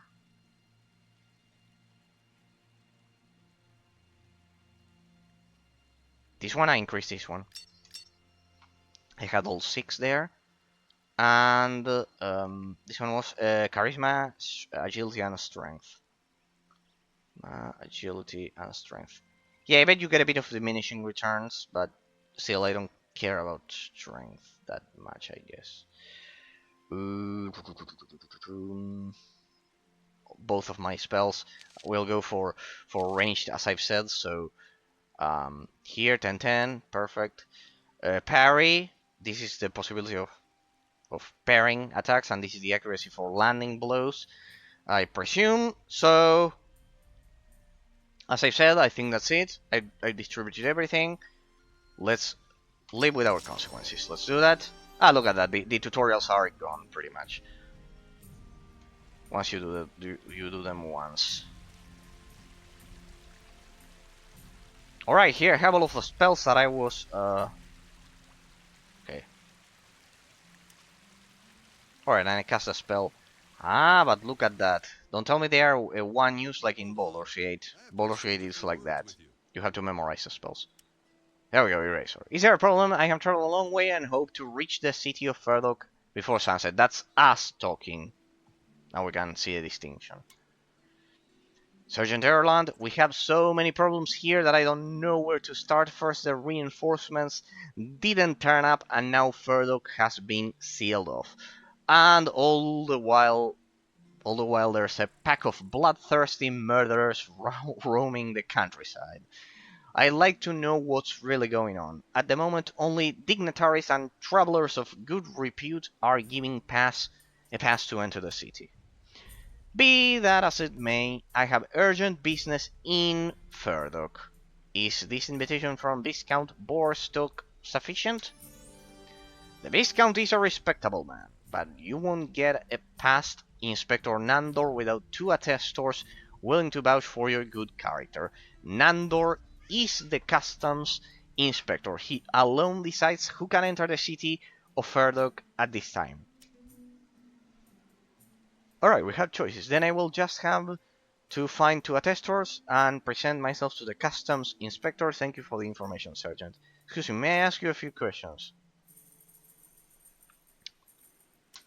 Of course, go ahead. Do you know anyone who could testify on my good character? Is there anything else I should know? Well, this kind of further. Perhaps an old codger came past here just the other day. Brimborium or Randorium or something like that. He had 2 young fellows with him, one dumber than the other, but they did seem to be very respectable folks. And the old man sounded ever so important when he spoke. Perhaps he can help you. I wonder how can I convince him to help me. Where can I find him? Well, he had this document with him, something about the Duke of Gareth or some other big wig. He was headed for the Jagged Blade. That's the local inn. You should be able to find him there if he wasn't, if he hasn't continued on his way. Things I can, no. Should be, of course, go ahead. Is there anything else I should know? Yes, there's only one small thing. If you want to earn some money, you can help us hunt down these murderous scoundrels. Landlord has put up a reward for 2 silver thalers or thalers for each of those rogues. All you need to do is bring him the badges. Their badges. Let's see. Tell me more about the gang of murderers. What should I say? There have always been plenty of tramps in the dark forest, but these fellows are different. They don't just take people's money. They cut their victims' throats and leave them for dead. These fellows are as bloodthirsty as they can. If I had enough men, we'd soon take care of them. But without reinforcements, there's nothing we can do. Pretty typical medieval setting. Fantasy medieval setting. Where which country? I think we covered everything. Alright, thank you for the information, farewell, Sergeant. Let me equip that. This is weird. Why is there a dice roll on my HP? We'll see. Alright. Like that. Typical MMORPG, and like this. Yeah, it's like an MMORPG again.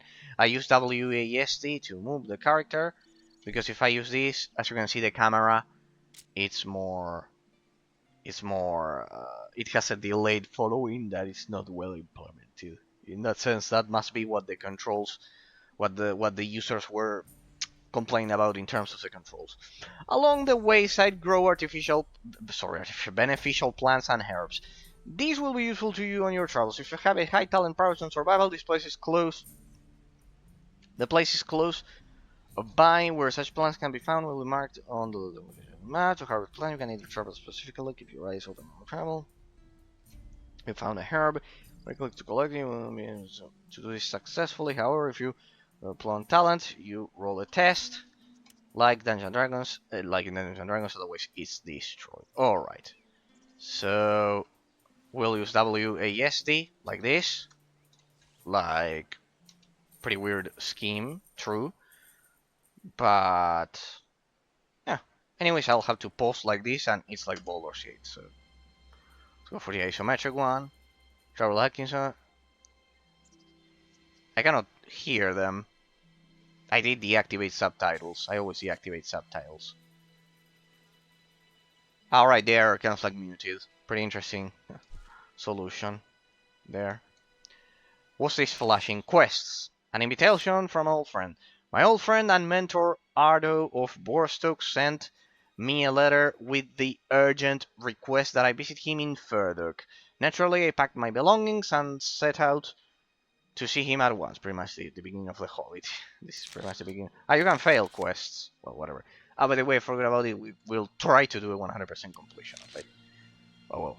We'll probably... Hey, look at that. Pretty interesting there. Map on off. Hey, there's the dark eye looking at us. Alright, world map. Hey, quite interesting. An animated world map. The world map shows the Principality of Kosh. On your travels, you will reach different waypoints. Once you have visited these for the first time, they will be displayed as symbols on the map. You can move the map section displayed by holding down the mouse button or using the scale to zoom in and out. When you leave a place or arrive at a particular waypoint, you can use a world map journey from one area to the other one. This is like Dragon Age. Please click on the destination and the party will set off in that direction. You should have a bear in mind that various events during the journey. Alright, like in Baldur's, like in Dragon Age Origins. So, Principality of Kosh is the world map. If it's true, I want to believe it's where we are now.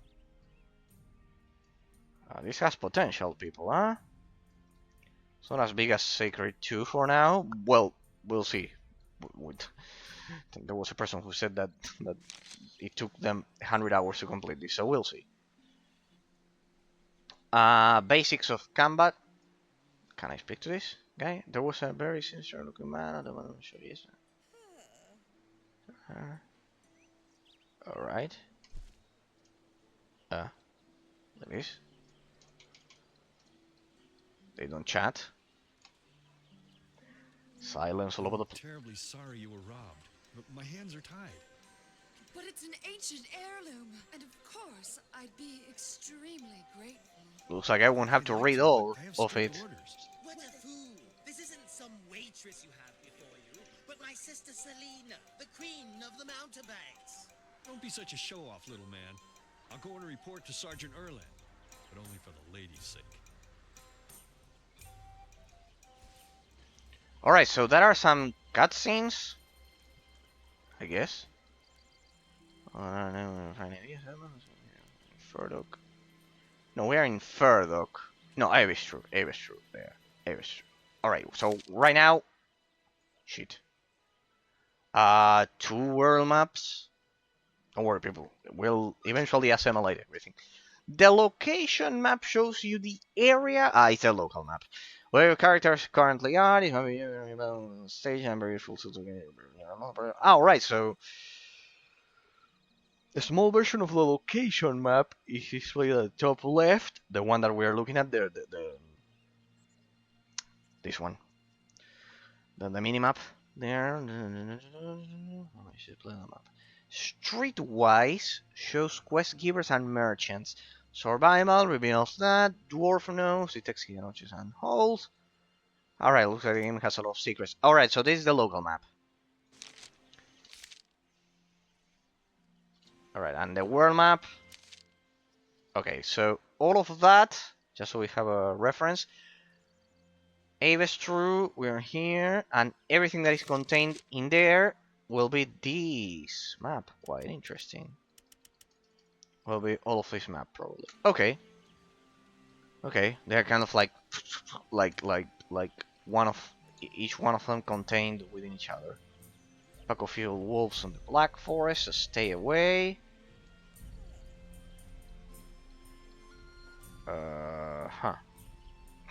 Character sheet. Are these scrolls? No, it's not like Baldur's Gate that you have to learn the spells, apparently. So we got these 2 guys. Halmok the Mountebank. Mountebank Queen Selena. Let's talk to them. What is it then? Hey, they talk. They do have voice dialogues. I heard you speaking to the guard just now. Then perhaps you should speak with Selena. She's the one with the problem, not me. I need to attest her to testify me and being a good character. And since you had nothing better to do, you thought you would ask the man in the funny hat. Well, I thought perhaps you could help me. Well, we're gonna attest her you're waiting. Alright, it automatically changed to the other character. Alright, forget about that old grump. It's me you should be talking to. He'll tag along with us, don't worry. Alright? Yes, you should speak with my sister. She's the talkative one. Your hat isn't that funny, actually. Okay? Here. So. Yes? Mountebank. Typical camera from the early 2000s. Yes. I'm Razor, I'm traveling to Furdock. I've overheard your conversation with the guard. By chance, my name is Nurse. I need 2 attestors who are willing to specify my language. Do you have any idea who could help me? Perhaps we could reach an agreement. Did you overhear my conversation with the guard? Yes, if I heard correctly, then you have lost something very valuable. Oh, then you know that I was robbed. Yeah, pretty much. The thief stole a very valuable diadem. It was a family heirloom. That is more regrettable. Is there anyone in particular you suspect? There we go. Well, it was. Go ahead and say it, sister. It was Draenor, your beloved Draenor. Hamlock, you old crowd. Keep your nose out of my affairs. If you had listened... Hey, why is there another fucking guy here? This is not a very good first impression by the camera. If you had listened to me back then, you would have less problems now. Could it be that it... Ah, no, it's us, people. It's us. This is the battle mage that we created at the beginning. Yeah, it's us. Okay. Oh, now I know that I shouldn't leave my character kind of like on top of them. The camera, I broke the camera.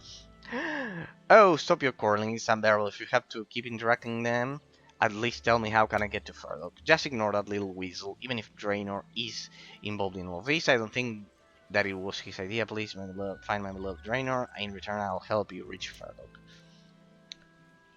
How can Mountebank help me? I'm more than just a monk, I'm a queen of the Mountebanks. A queen without the crown, haha, shut up, hound. Alright, Celine, I'll help you. Can I ask you more questions? Of course. More about Draenor. What would you like to know about him? First option. Oh, sighed my sweet Draenor. Why did he have to disappoint me like this? Man, what does he do? He pretends to love me, then steals from me. Oh, the shame that would... Oh, okay. Oh, little sister, isn't always that way? Alright, so it's her brother. That's just me. Watching over our love. Do you think that Draenor may have a reason for his actions? Hope so, I hope so. That's why I wanted to find him and bring him back here. Okay. And ask you another question. Of course. No, I find it. We're very crossing the further. Just follow the road. You can miss it. Questions. Who is that old grump wearing the... If you want something from me, ask me, sir. My brother, Hamlock, clown and gesture extraordinary. Okay, so the man, just let him complain. He keeps complaining. Another question. What are you doing here? We wanted to go to Ferdok. Work is almost finished on the new Temple of Our Lady, and the Count has announced that there is to be a big festival in Ferdok to celebrate this momentous event. A good mountebank never misses a party. Okay, so they were heading over to a party. More questions. I love doing this in RPG games with dialogue options, people. Perhaps I can tell you why the route for this block. I haven't got the foggiest idea, even though no one won't tell me anything. Normally I can just, okay, here, fool, you can marry here, okay. Pretty much just as much information as you will get. Greetings. I wish you a pleasant day.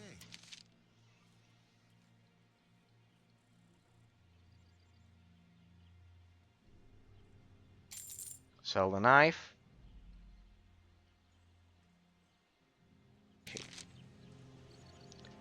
Alright, we need to get to combat. Cat. So we got another quest, so they can vouch for us to get what we need. That's a vendor. Wooden barrel. Hey, look at that. That did work. Wooden barrel. Alrighty. So you can destroy barrels at least.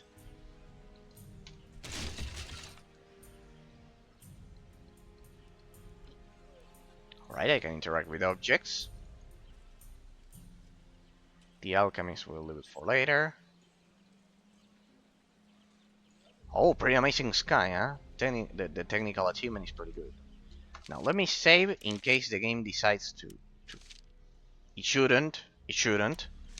Just in case it decides to crash. Anyone else getting World of Warcraft vibes? I mean, everything gives me a World of Warcraft vibe. I bet the Lich King gave it away. Mercenary? Oh, Wonder. Ah, good. You look like my simulation too. I'm trying to eat here. Ask Humboldt if you know anything. Greeting. You look as if you have a question. I have many questions about the game. What the imagine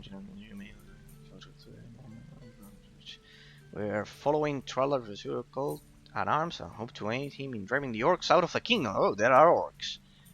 My friend Corby with you.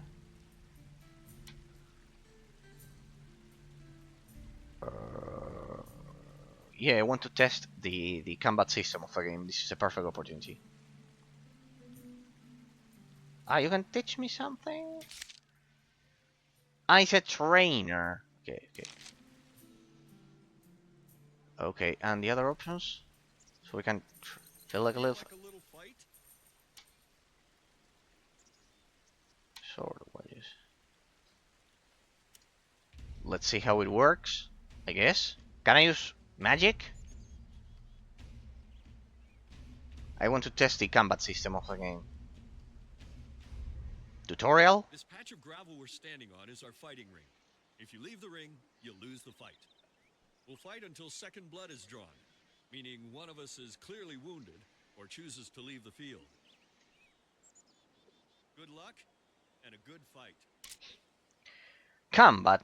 Not all conflicts can be resolved using wordplay. Some people and many monsters understand just one language, that of Cold Steel. When you encounter one of these aggressive beings, the game will automatically switch into combat mode. In order to attack an opponent, click on it. The opponent's portrait will then appear at the top edge of the screen. The fight consists of alternating rounds. The internal system of the game, the internal turn-based system of the game that you won't see because it's real time. Like in Neverwinter Nights or Dragon Age Origins. Alternating rounds in which each fighter performs attacks and parries automatically. A successful attack, a die roll on the attack value, is usually followed by a parry.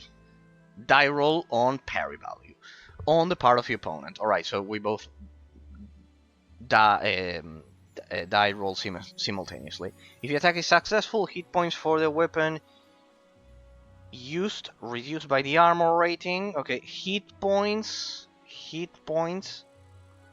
Careful. Where were we? There we go. A successful attack, value is usually followed by a parry. If the attack is successful, hit points for the weapon used, reduced by the armor rating of the opponent, pretty much like Baldur's Gate, are deducted from your opponent's vitality. Once the red vitality has been used up, the opponent has been used. Although characters will automatically attack their enemies on their own accord, they will often need tactical help from you during the fight. Use the spacebar to pause the fight, and you should command their victim and switch between offensive and offensive moves. Cast destructive spells and powerful special attacks in order to turn the skirmish to your advantage. Prepare yourself well, and you cannot change your equipment during the fight. Now off to your first battle. Rondra be with ya. I think we're playing on hard mode. I think I selected hard mode. Okay. Alright, if it's like Baldur's Gate, I don't know what the fuck I'm using, but what the fuck I'm doing, but first I cannot see my resources there. Astral energy, endurance, and vitality. Okay, let's cast Ignifax's Burst of Flame and burn the first degenerate. This one is weaker, so let's go for the weaker one first. And it should be like that. Alright.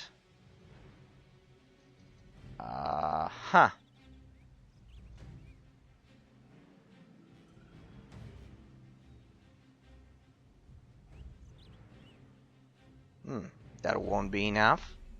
Even if I dealt a bit more damage to that guy. Ah! Two of them attacked at the same time. So...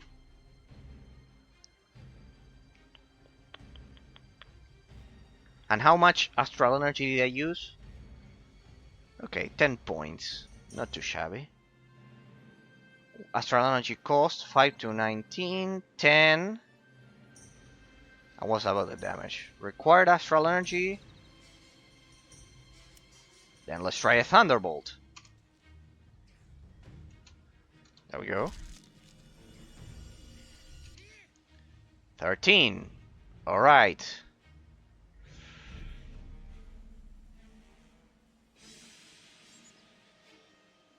That dealt more damage. That guy seems to be bleeding or shit. Alright. Alright, I more or less had an idea.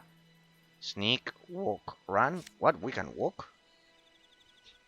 Can you imagine doing the game like this? I've done it. I've done it, people. I've done it. So, find a healer. Okay. Also a good test. I need to know what the abilities do. Can you cast your attributes or what? Let me see. Ah, alright, they are like passives. They are not consumables, that's good.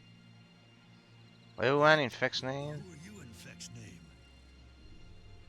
Could you help me? This is the other attestor. I wish I could. I'm thinking effects will be with you. Alright, that has to be the... It doesn't take a genius to realize that that guy is the... look at that. We recover vitality automatically. Oh, alright, it's not that punishing. So they are not consumables, and alright, they are directly spells. No.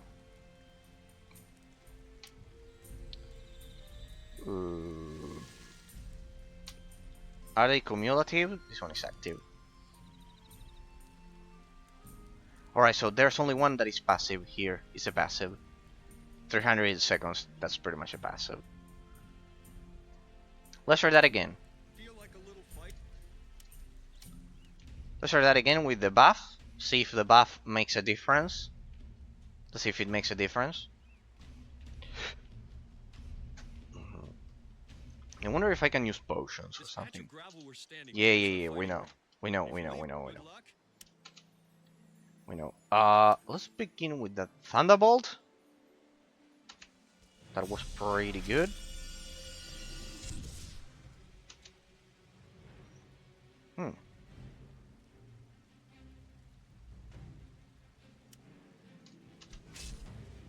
Well then, no, don't do melees. Ah, damn it. Well, clearly.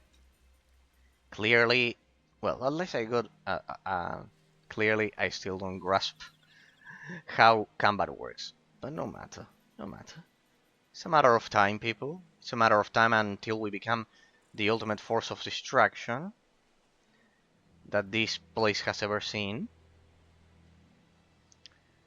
Devotee of Perenni. This guy has to be the healer. I'm injured. Take care of your wounds. Thank you. Alright, we know where the healer is. Can I do for you? Take a look. Treat poisons. Okay. Can I fast apply this here? Those have to be potions, huh? Those things have to be potions, the bandages. I bet they had to be potions, people. I bet they have to be potions. Well, we are off to a slow start. I mean, the game is a slow paced. Alright.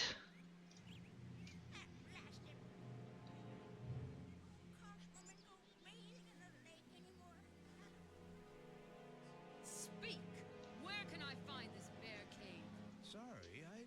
the Dark Forest is the right place for a young lady to go wandering about in on her own. Are you blind, you numbskull? By Rondra, what now? Oh, an Amazon. I couldn't help but overhear your conversation with the innkeeper. Perhaps I can. One of the other classes. Help me? A daughter of Korkum never needs helping, and you don't forget that. You may want to help you fight the bear. I'm just getting bored of waiting for Brian to continue. But when I had a well bear is attacking abilities, I thought that the child and I went past the time. Well, if you are that bored, perhaps you would like to accompany me to the Dark Forest. I'm sure you will find plenty of challenges within its depths. Let's see, we need all the help we can get, I guess. Why not? It's certainly sounds better than listening to this blathering keeper later, right? I've shown you. Let's go. Looking for a new challenge. Also, the hunter hasn't visited the village for a while. Could you go for that? No problem, of course I can do. Party members! You don't have to go adventuring alone. As you play, you'll make friends who will accompany you on your travels. I love the irony of the tutorial system. You can use dialogues to add them to your party and control up to 4 characters. Each member is depicted by a character portrait at the right-hand edge of the screen. You can left-click on this to select a character and lead them around the game world. Right-click to open the context menu and double-click the entire group. When equip each member individually by the character sheet. And all placed in the quick slot. You also receive adventure points. Their value should be particular to small symbols next to the portraits. These show the effects which are currently placed onto one of your characters. These are positive or negative. Buffs and debuffs, pretty much. On top of the right hand border. Alright, we got a savage with us. Will she follow me? As... Okay, she just follows me. For Amazon Pride. Yeah. Arrow, short bow. I'd rather have her as a tank. Well, at least like this you can learn the other classes. I'd rather have her as a tank.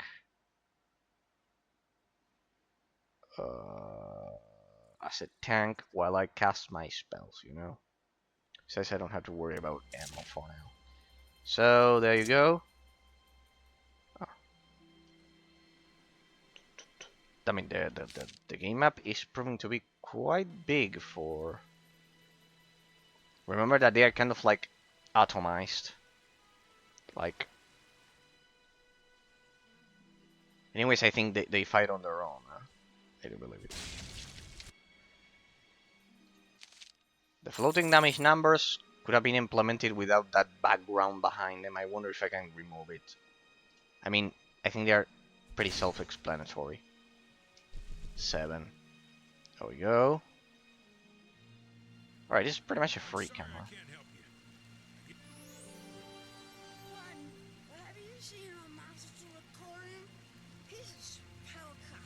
Why are the voices so low?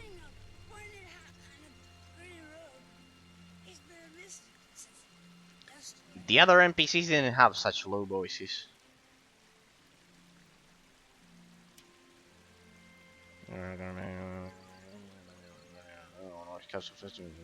Encyclopedia, sorry. Reptilian and draconic conspiracies and threaten our salvation here. You are clearly worried about him. Are you his students? Keep an eye on him. He's magnificent and youngest animal, and he can be a little distracted at the time, very distracted. In fact, perhaps you could search for him. Where is your last master?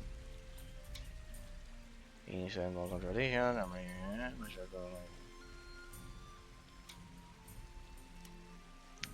Fardock Gold, actually, a fantastic beer, the pinnacle of Garanthian brewing. When you drink spending the beer as well.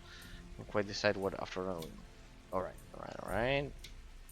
There's a Masoracorium, mumbled something about gathering herbs, and then left in the direction of Dark Forest. Alright, we grab all of the side quests and then be done with it. Ah, by the way, I think I also modded the game, so it should be a bit more difficult than the vanilla version. He was very beverages. Don't mention any reptiles. Just when you find him, you only get excited. Okay. Alright, people. Alright. I think I've explored the whole place. Let's see.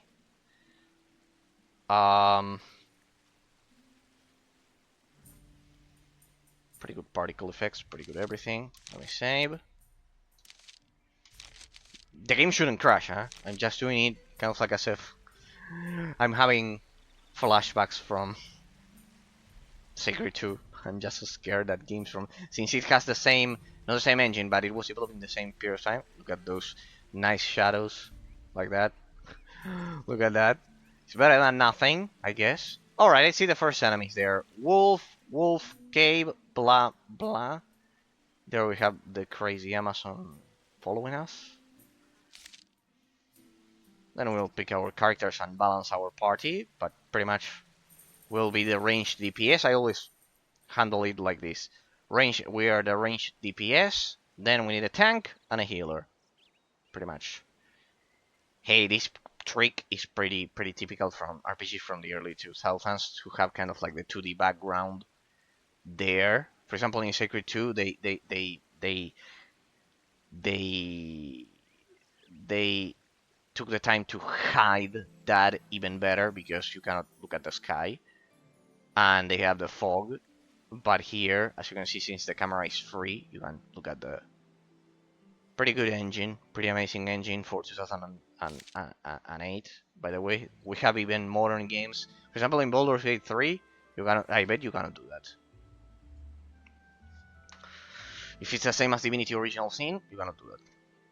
Let's see, can I loot a bit more? These are our first loots, people. These are our first loots. Yeah, it's interesting that the mouse is kind of like dissociated from the rusty nails. I don't care. Let's loot everything so we can sell. Spring water, and ale. Having the mouse pointer dissociated from the character movement, which is handled through WASD, is pretty good. Because if you do this, kind of like the camera, this delayed camera, so for example, the character should remain centered, like this. Like the camera is only centered if you use WASD. That must be the camera issue that the reviewers commented. Alright, but if you don't and you manage the camera like this, it's pretty comfortable. Pretty comfortable overall. I love the feeling of the C index. Hey, it feels pretty huge, huh? The game might be bigger than what I originally thought, huh? Looks like the person who said 100 hours easily was right. Alright, pretty much the plot thickens. There's no physics applied to the grass. They don't react to our movement. This is a pretty... Please look at the trees, people. This is a pretty typical graphical effect. They follow the position of the camera. They are... Could it be that they are 2D textures? Yeah, they are 2D textures. There you can see them. That follow the perspective of the camera. See how they rotate. That was a typical trick of the early 2000s. Pretty well done. Pretty well done. Yeah. I'm usually very mechanic when exploring games, but let's see all of the quests that we have. Well, look at that. We have to find the main quest. We have to find the two attestors. Win Rakorium's favor, for example, and the other one, and find the Rakorium's favor. All right, the guy that we just got, and we have to find the thief. We have to find the thief for the other girl. Okay. All right. It has some good ambience music. Dark 4. Damn it, the place was huge, huh? Well, initially it looked kind of like smaller, but looks like the game is huge, huh? Dark Forest, Dark Forest. I guess we'll follow the question marks on the map. They indicate the. I guess they indicate side quests and main quests. I'm busy. Speak to my husband, Barnabas Goodbeat. He's probably over by our apple tree.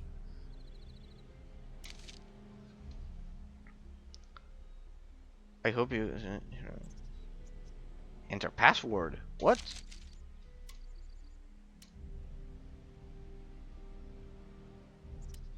Password? Don't tell me the game had DLC or something. No, it must be some kind of in-game quest or something like that. Cave, Hunter Oldstone. Please give me the first wolves to kill. I think they were over there, so we'll head over to that to that bridge that is the transition. By the way, people, I hope I didn't fuck up my character at the beginning. My character at the beginning when I distributed the talent tree. Hey, pretty good. So trees aren't a problem. It's a pretty good solution for an isometric camera. Thank you for the warning, but I'm sure we'll manage it. We need to learn the combat, people. Get killed several times and learn the combat. Let me save once again, because we can get killed, I guess. Damn it, the game doesn't crash. I cannot believe this. Good, autosave. Player, you're about to die. We should read that as player, you're about to die. Oh, look at that. With tab, I can change characters. Please come over here. She's not following us, people.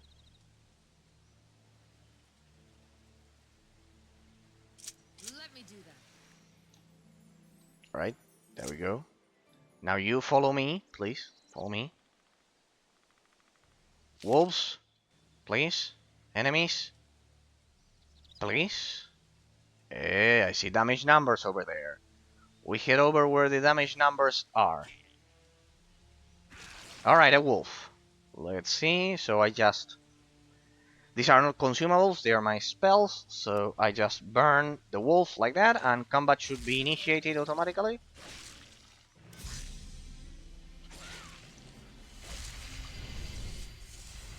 Seems to be working. Alright. Now Thunderbolt. It's definitely burning up. I am indebted to you forever. How can I help you? You can use the animal lore talent to disembowel dead animals, as well as the talent that provides special utensils and ingredients for alchemy and weapon making. You can also sell them, blah blah blah blah blah. Yeah, pretty much the crafting system. Congratulations! Your characters have just received their first adventure points in the course of their eventful lives. They'll receive more of these points by completing tasks or defeating opponents. Adventure points can be used at any time to improve your character's playing values. To do this, switch to the character sheet in the progress mode. Let's see on the bottom the number of points we can see the protective shields. Shields? I guess there's a T there. The costs of making an improvement are displayed next to the playing values in either green or red front, depending on whether or not you have enough points to make an improvement. Note that your character level will limit the amount of talent and spell prowess values. Well, the character level will increase as he as well adventure points. Okay. How can I help you? Is there anything I kind of hunting?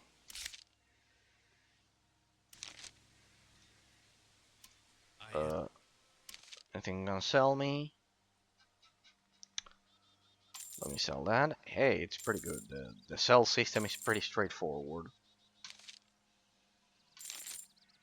I sell that, and what can I get? Damn it, can I use my mouse wheel? Yeah. Yep. Battle Mage's Cap. Hunter's Cap. Look at that, we already have some money. Well, I still don't think I need any of that gear. What about the rest of the things? Well, let me just test the combat. So you said that I could harvest stuff. There we go. Okay. Whirlwind.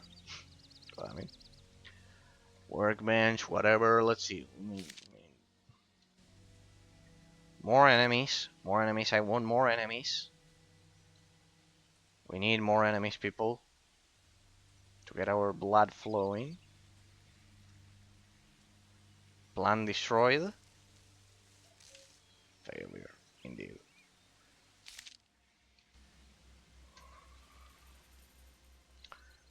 Dark forest, please. Ah, there we go. There I see a fucking wolf. Save that. Alright, since we're still learning the game, we want to ensure we can... If we get killed, alright, that seems to be trying to kill us. And to take into account that it takes some time to cast the spells. We got 3 of them. The Amazon is not helping. Yeah, Amazon Pride, you are not helping us. Here, what's this? Mighty Blow, there we go. Endurance cost. Alright, so this shit is Endurance. Which I won't use as a mage, of course. At least I believe that. Thunderbolt? No. Let me cast that on the other wolf.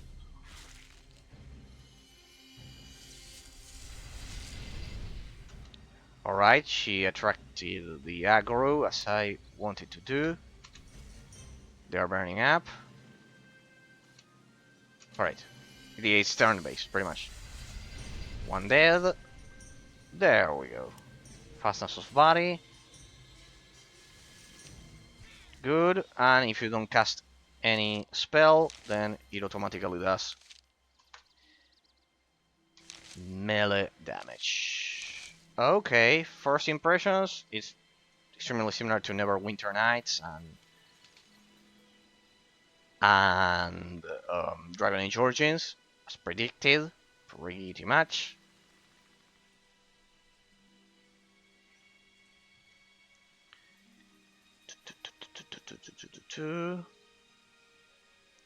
More wolves there. Let's see if this time I can ambush them instead of getting attacked like an idiot. Hey, pretty good range. Oh, okay. Good.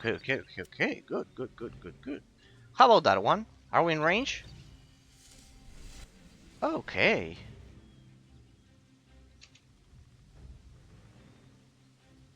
What about this one? Let's just start trying our different abilities. Opponent is unarmed. What? Spell Iron Rust Dot failed because it has to do with the weapons that they carry. Let's try a Lightning Bolt. Good. Thunderbolt, sorry. It's like in Pokemon. I cannot. So the artificial intelligence is over there. Just waiting for me to get killed.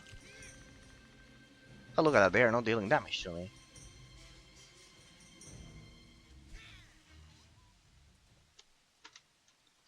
That's way too easy. I want to see something. It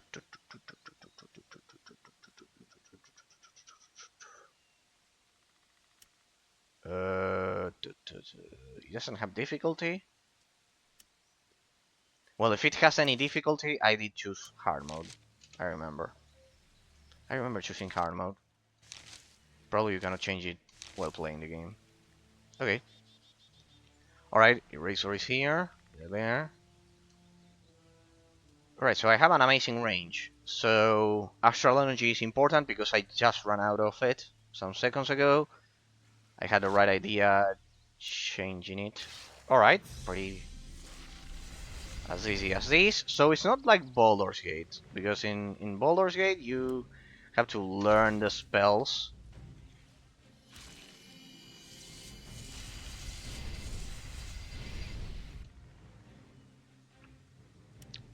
spells don't seem to fail, huh? Easy. Rulana has reached level 2 and I'm doing all of the work. How about you do something? You fucking beast. Because besides being uncivilized, you are not helping me here. Let's see. Some melee damage. I took out all of the strength, but it still works. Okay, just like in Baldur's Gate. Pretty decent damage. And I can already use Thunderbolt again, but... Okay. Easy.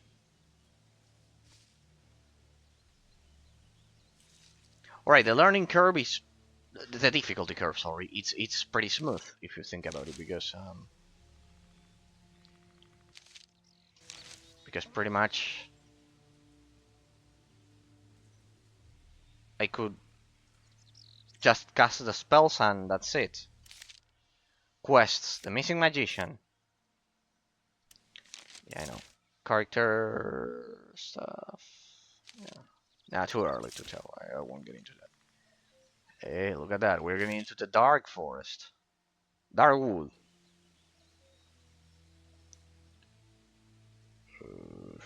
Any more wolves that we can kill? Stag? No, that doesn't give me experience. It's not an enemy. The artificial intelligence could be a bit tighter when following the player, I guess. Ah, wolves. Wolves incoming. So, pretty much, we recovered all of our astral energy. It's pretty forgiving in terms of...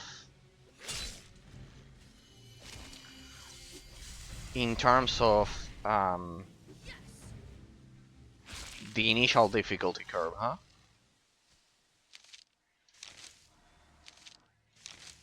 Let's see.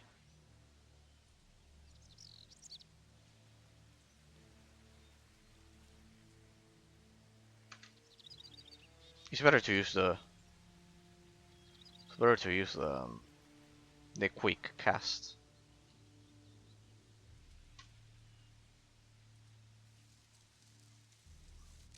Failure. Okay. We'll learn about crafting later. Let's see here. Okay.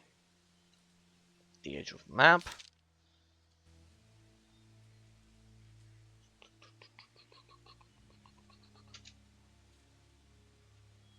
I can move the camera. This is a huge advantage. And that is done automatically once the line of sight is achieved. Yeah, for now, the pause system is kind of like a needle. Kind of like classic Baldur's Gate. Alright, double click here. Alright, I have to double click. Or not. Why is that minus? What's that -1 there?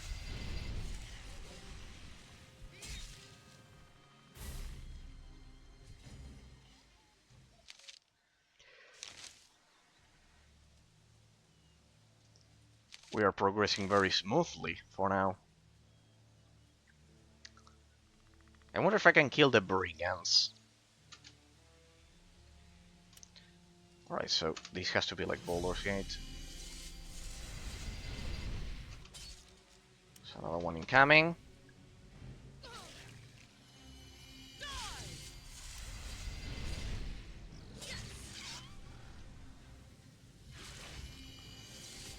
I'll just burn him. Thunderbolt. There. So we can get rid of that one. Good.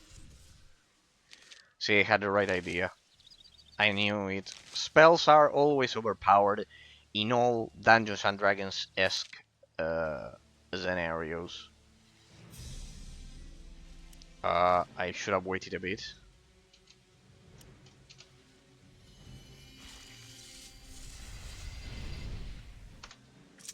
I wonder if the NPC is using her spells automatically as well. Or if it's like Baldur's Gate.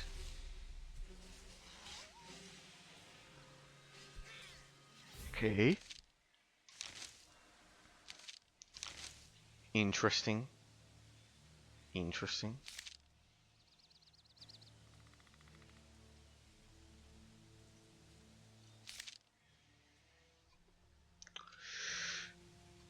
Eraser, I've never seen someone exploring a game world using the corners like you do.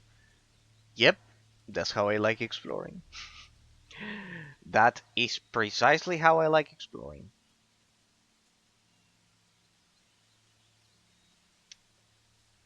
Okay, using the corners. Erratic, but efficient. Okay. Hey, could it be that the volume is way too low? At least for me. You must have already adjusted yours previously. Hey, this is a pretty amazing solution for the camera. Huh? Pretty amazing solution, huh? For example, Sacred 2 could have used this one. Kind of like eliminating the... creating that hole in the objects. It does have it, but here it's using 360 degrees. So far the combat is like...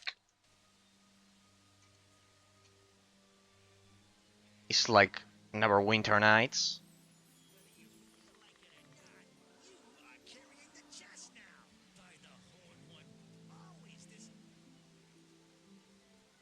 Right, potentially a quest there.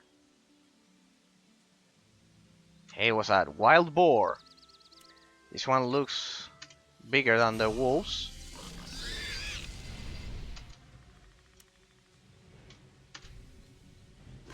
But it's not burning up. It's not burning up. This one has a bit more of resistance against fire. No. Attack the other one. Attack the other one. I want that thing to burn up. Ah, look at that. Wounds. One of your characters has just received a wound. In addition to the physical damage resulting from a drop in your vitality, wounds may be caused. If one of your characters receives more damage points at once than he has constitution, he'll receive a wound. Some special skills also cause wounds. A character can endure a total of 4 wounds before he will fall to the ground, close to death. Each wound reduces attacks, parries, ranged combat, dodge, and agility by 2 points. A higher value in willpower, which we have, enables a modified test to be performed in order to ignore this damage and to prevent wounds being inflicted in the first place. Ah, but they inflicted it on me. Kind of like that. It's that thing there. That broken bone. Up there. The first place. Wounds must be specifically healed. They do not regenerate automatically. To do this, use the items Simple Bandage, Salve of Healing, or Whirlwind in conjunction with the talent test for treat wounds. The Calm Body, Calm Spirit spell heals slowly during sleep. The Balm of Healing spell... but only if the character has fewer wounds than the amount of modifier. Would a modifier 2%? Okay.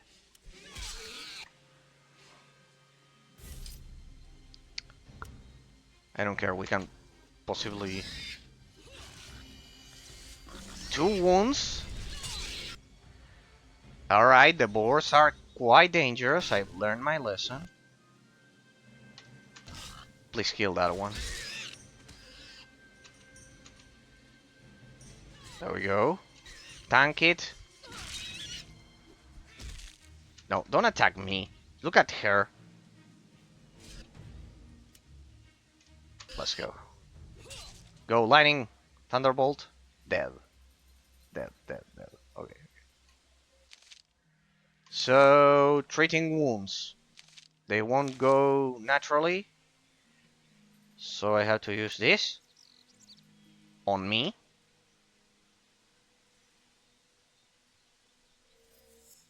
Failed. Shit.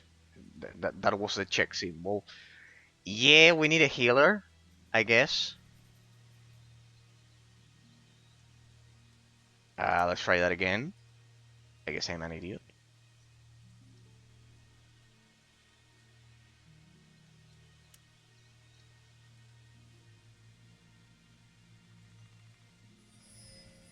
It worked. Good. But it only removed one.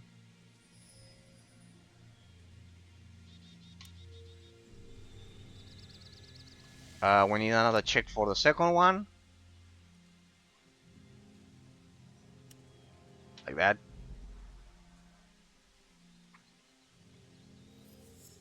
Failed. There you can see the dice rolls working. Failed again. And let's see, we try one last time. Works. Okay. Okay, I get the point.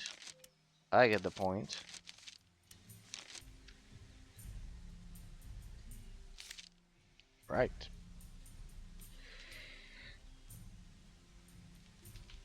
We are learning the concepts of the game. Don't you like it, people? The first streams of any series, which I have no fucking idea what to do, and I get constantly. I wonder if they respawn. Well, more.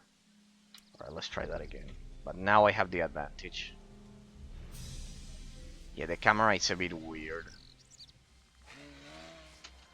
There we go. Oh, there was another one here. Let's not waste time.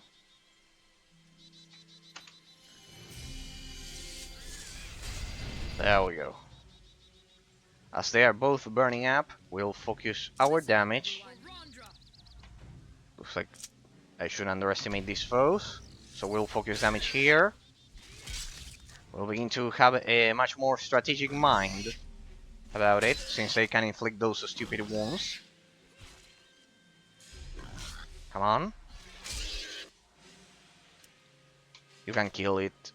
I won't waste this round on that one. Let me use Thunderbolt on the other one. Good. See, I'm not wasting time. Let's finish this with another Thunderbolt. Alright. Good. Another wound. It has to be a joke, people. It has to be a joke. Right, she must... Maybe that she doesn't have enough willpower to avoid those. Well, anyways, I had a lot of willpower and it still happened to me. Does this character have any passive stats? Mighty Blow, no, whatever. Nope, doesn't look like it. At least not for melee. Okay.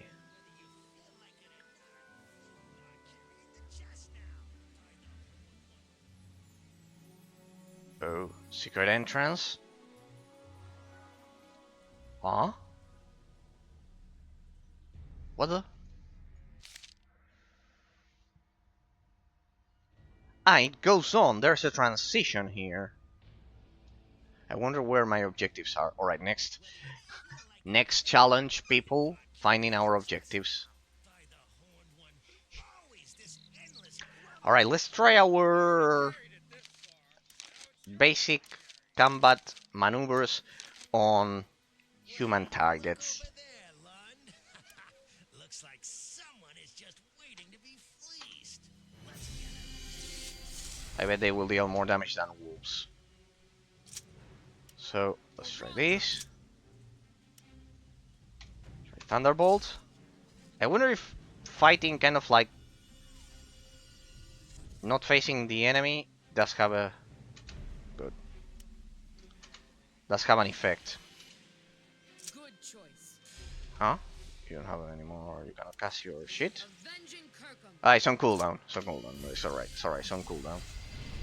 Burn up for me.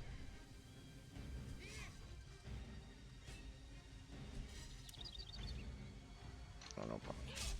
Right, there we go. So I guess you'll give me real loot. Robber's emblem. Good. Good. And they found a chest.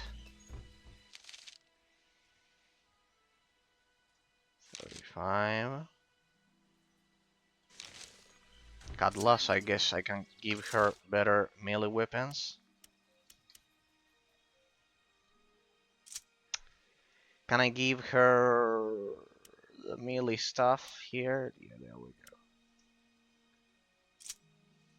So this one dice roll plus 2, 1 dice roll plus 3, 1 dice roll plus 3. Okay.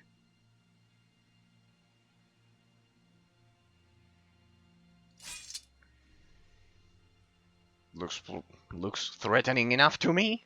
At least more than the hatchet. That hatchet. -1, -2. Careful, 0, 0. This one is not as precise, huh?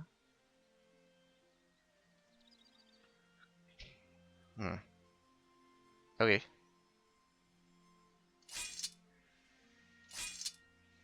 Let me see how the stats change.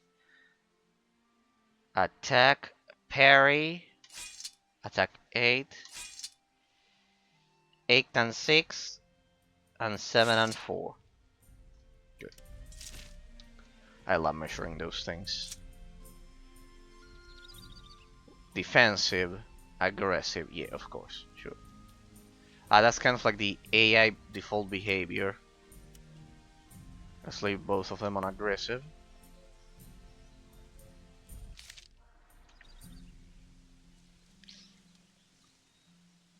Alright, we killed 2 brigands. Yeah, but the objective has to be over there, people. Okay. Pretty well done, huh? I love the camera. I love the camera panning movements. They're smooth, but it reminds me of World of Warcraft, like an MMORPG, because you can strafe and it feels pretty versatile to control. It feels pretty versatile, and this leads us to another breaking point, I guess, in which we'll explore a different part of the forest. Yeah, well, we killed the boars, so through here.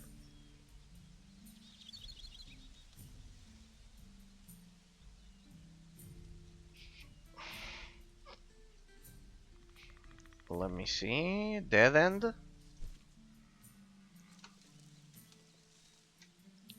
Completely a dead end.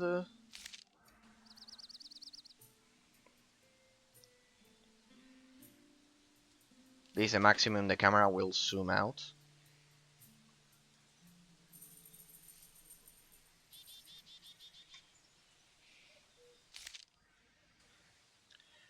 And like that, we go back here. Very lake. I can move them up. Good.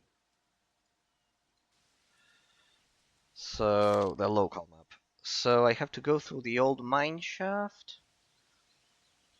Right behind me. Yep. Right behind me. Hey, pretty good. Leaves falling. And like this, I trigger another transition, or is it, hey, pretty good reflection there. Pretty good water. Not bad at all. Old mine shaft, there we go. Peach torch?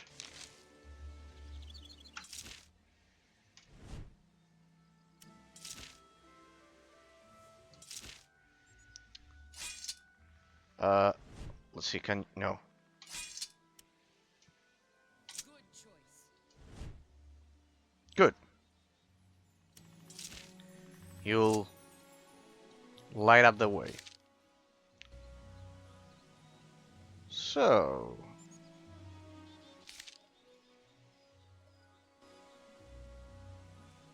let's see what's inside the cave, shall we? It seems to be the main quest, right? I find Rakorion the magician. Ah no, this is the... yeah, well, I need this guy to attest in my favor, people. Pretty much. Let me see. Okay, the stream looking smooth. Let me see. Good. Yeah, it's extremely smooth. Good. Just as I like it to be. I love it how that loading screen when you alt tab, it says Drakensang there. Alright, let's see. Let's find the magician, so he can vouch for us, and so we can proceed. Runway is a good forward, believe. Oh. Behind us, the transition. Ah, goddammit. Another map inside of this cave. Odd looking rock. Okay. Autosave, our first dungeon, people. Our first dungeon. And let me see, like Skyrim. Well, not like a Skyrim, because in Skyrim this would have been the exit. This way. Bring the torch.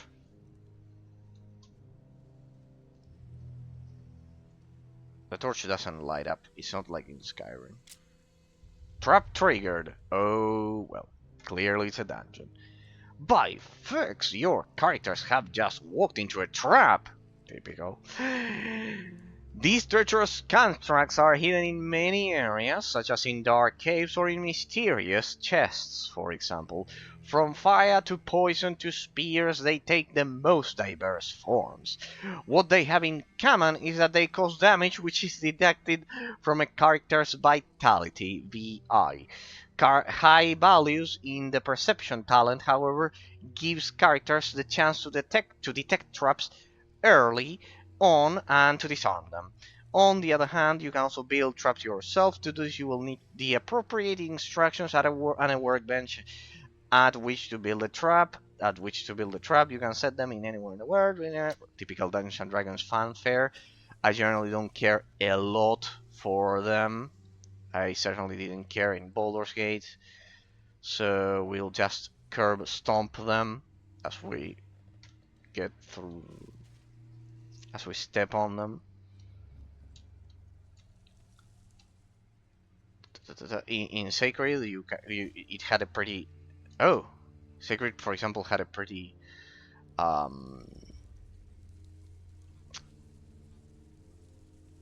It had a pretty... Rats! Wolf rat! God damn it. They are beginning to use their creativity.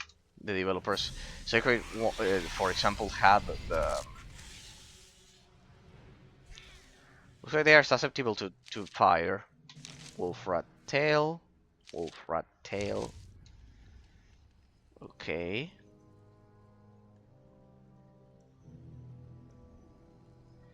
In Sacred 2 it had a very simplified trap system. I think you could arm your own traps. What's this? Dead end? Pretty much. Ah, look at that. It inflicted wounds on me. It doesn't seem to play a big role. Alright.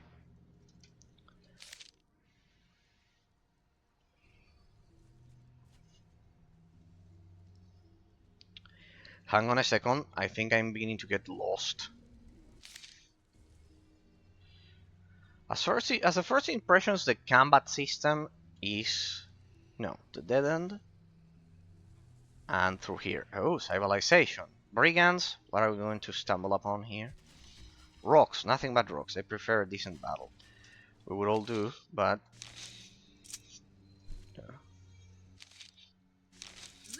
Oh, look at that. You can also physically select the characters. So far, the controls and...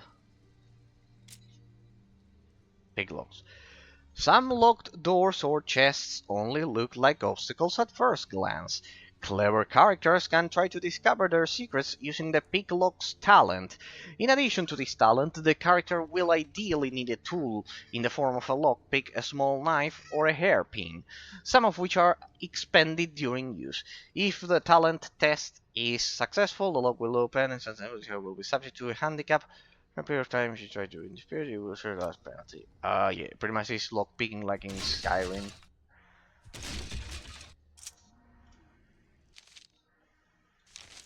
like in the Elder Scrolls as a whole. Ah, it goes on. Let's try it. Locked. Nothing I can do with that. Ah, lock picking. Always a trait I trap triggered. Alright, yeah, we're playing like idiots. My bad, I guess, but well. But looks like I found the correct path. There he is.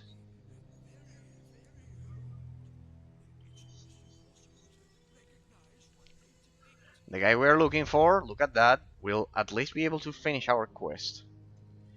Has a lot of loot, this place.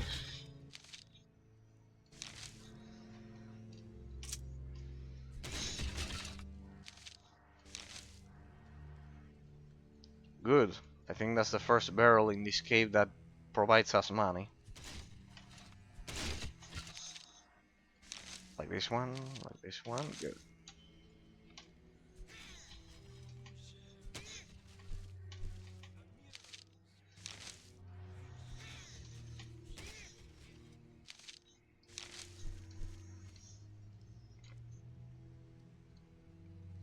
Looks like we've looted the whole place, people.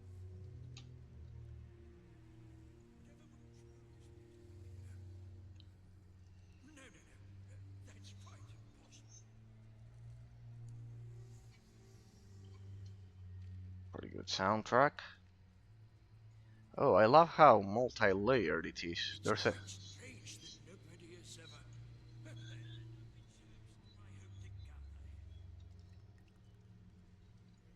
another magic lock.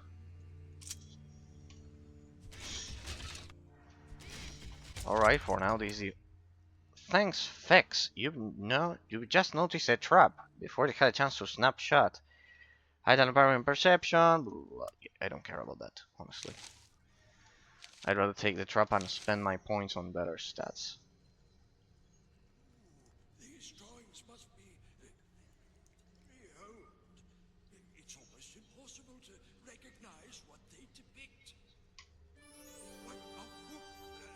Are you creeping up on me like a Meris alien devil cat or something? Look at the attention to detail to the character model. Look at the left eye of the character, the right one from our perspective.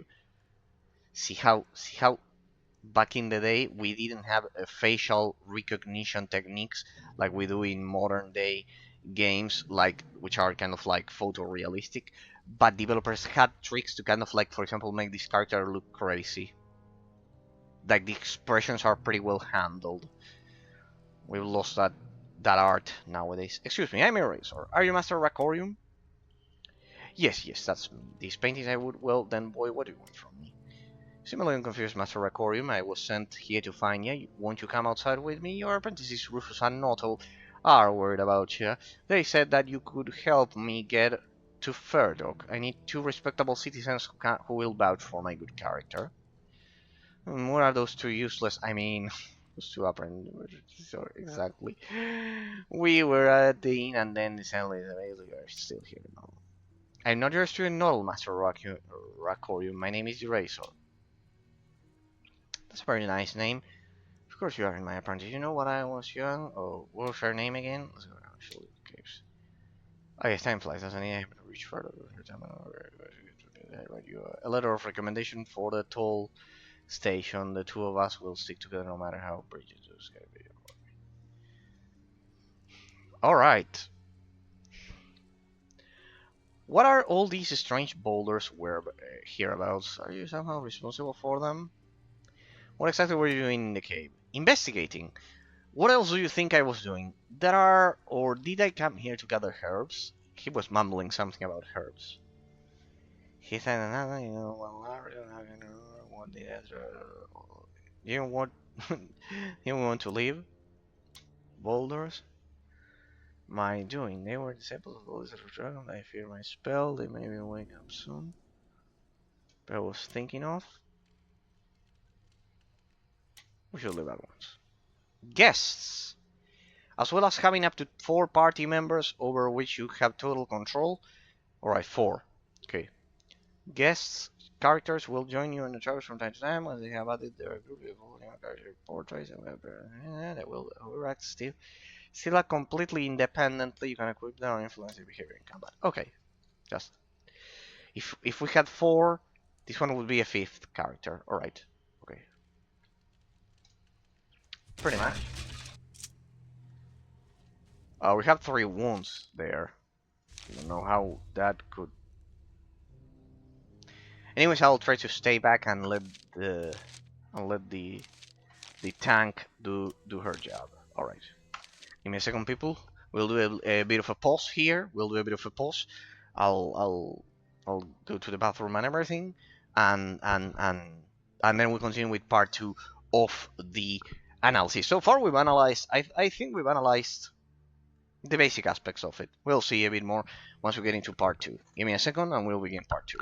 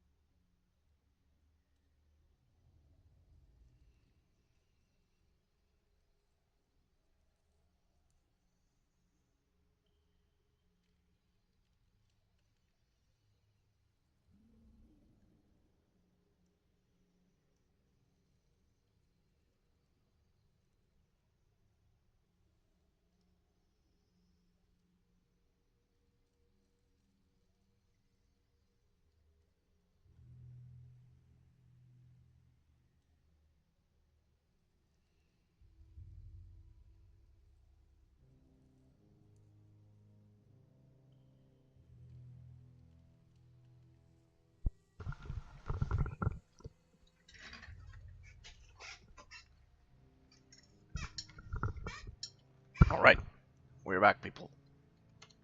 We're back.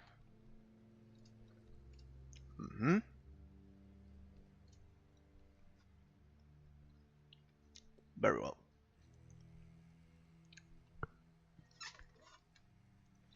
So, first impressions. The game has a high abstract complexity of the stat system, at least. There were a lot of stats that I didn't know about. That's typical of any classic RPG game ever, in that sense. But I would also add the fact that the game does feature a pretty similar combat as in Dragon Age, pretty much. It follows the formula of Dragon Age Origins. It follows the formula of Baldur's Gate, of classic RPG games from that period of time. It is a bit more simplified as the first impression conclusion. Alright, we found him and we need to lead him out of the cave. Okay, pretty easy.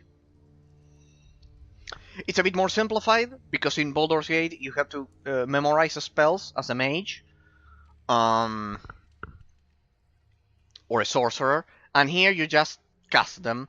A bit more simplified in that sense. The abstract complexity of the gameplay mechanics isn't as high as Baldur's Gate, but it still retains the by default complexity of the classic RPG genre. So far, pretty standard fanfare we've seen. Nothing out of the ordinary. The game, of course, has an economic system, as you can see. It has a lot of classes. I was surprised by the amount of classes in that sense. Having 20 classes, I believe it will add a lot of gameplay variety by the end of the day. Right now we cannot see it, but yes, I am sure it will add a lot of variety. As for the rest, I like the camera. Something that might seem a bit unpopular, considering their reviewers said that it was the worst, but it's probably because they use the point and click system of the game. The MMO kind of like control scheme with WASD is much more versatile. It's like World of Warcraft. I like the camera panning movements. They are smooth and they allow you to strafe like in World of Warcraft. They allow you to move your character. The camera panning movements are slow and smooth. As for the rest, a foley trap system implemented, and this is just our first hour of gameplay. It has a full trap system implemented to it. High complexity of the stat system. It has the fire mouse, 55 seconds.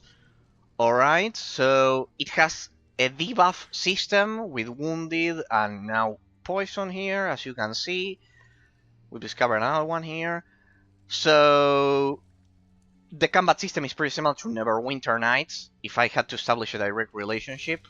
Even more than Dragon Age Origins, because this one, the physics of this game feel much more similar, much more in tune with Neverwinter Nights to the early 2000s than the late 2000s.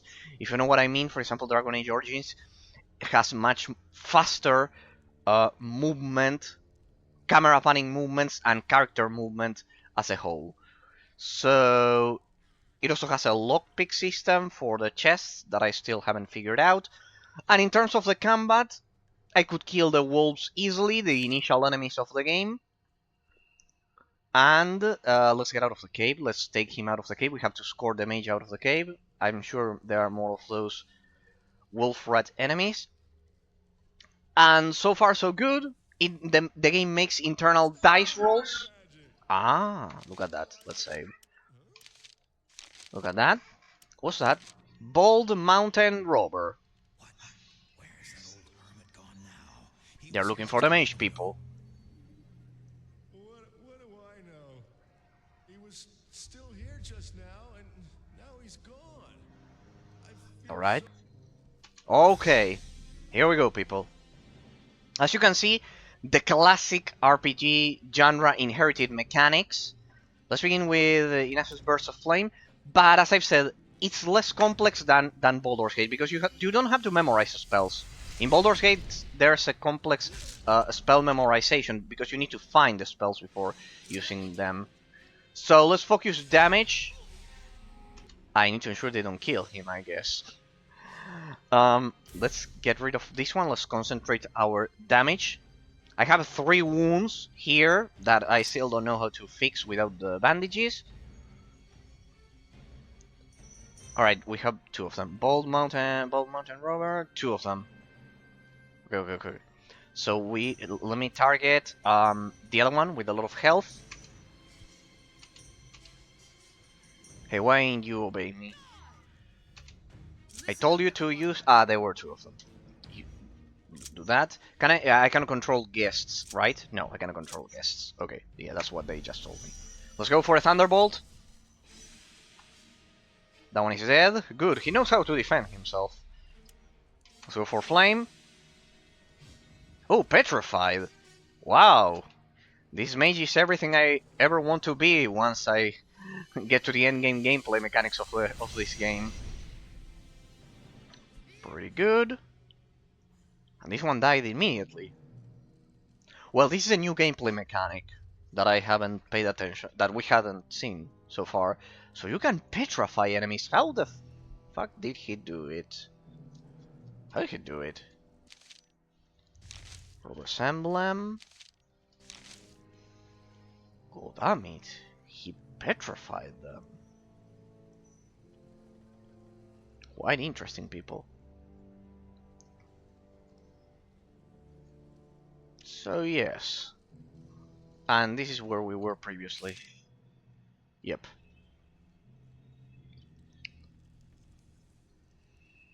Good. Let's explore the rest of the cave, since we are here. Well, no, it's a dead end. Okay, it was a linear cave. Nothing we could do. Alright, only one way to go. We have what we wanted. Make it... What on earth? That guy also shoots lightning? Looks like I'll have to learn some more spells. Though fire seems to be a bit more efficient.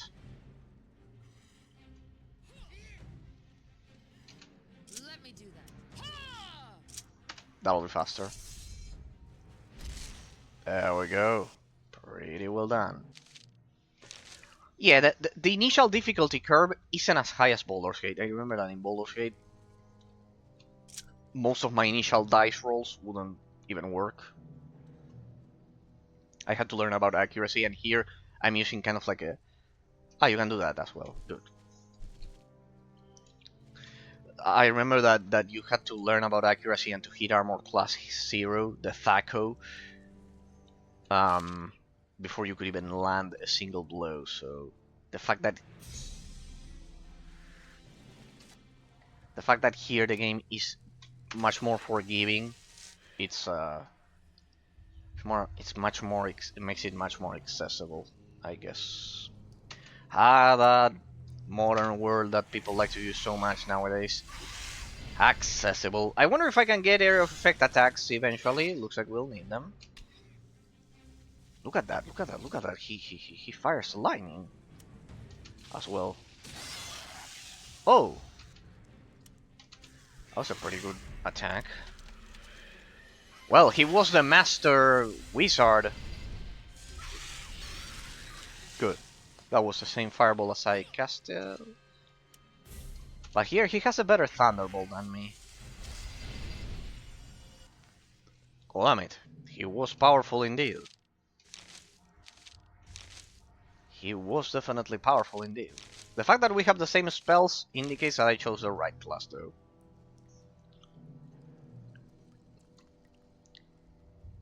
Quite powerful indeed. Let's see, Cabe. Anything else? Hey, the music is like Knights of the Old Republic a bit. With those small ambient sounds. It's quite similar to... Oh, there's the bear. There's the bear that the Amazon wanted to kill. Let's see what we can do about it. I bet that thing is going to kill me in one blow. Let me get out of here. Yep, the camera isn't working. We'll have to from here. I'll take care of that. Well, you wanted to kill the bear. Now's your chance. Okay, if I hover over them, I can see the.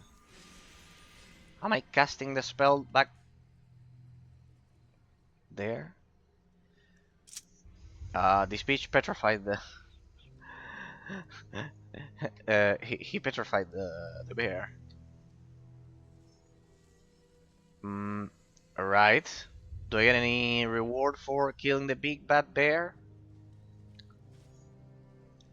Do I get experience for that? Nope, I shouldn't have brought this guy to this fight. See? Robert's emblem, blah blah blah blah. Now the ambience music feels like World of Warcraft. See, this is the one thing. It's the one thing that Sacred 2 lacked. It's the one thing. This ambience music, like this, with these tunes, with this style. That's a positive. In terms of the combat, it's much slower. We cannot compare the two because they belong to different genres. But in the aspect of the soundtrack, it is true. This kind of like typical Warcraft ambience, and it also feels. It sounds like Star Wars, like Knights of the Old Republic.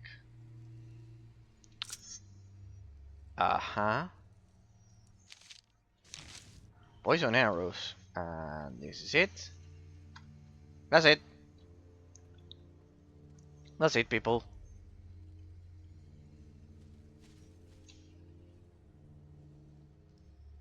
That's pretty much it.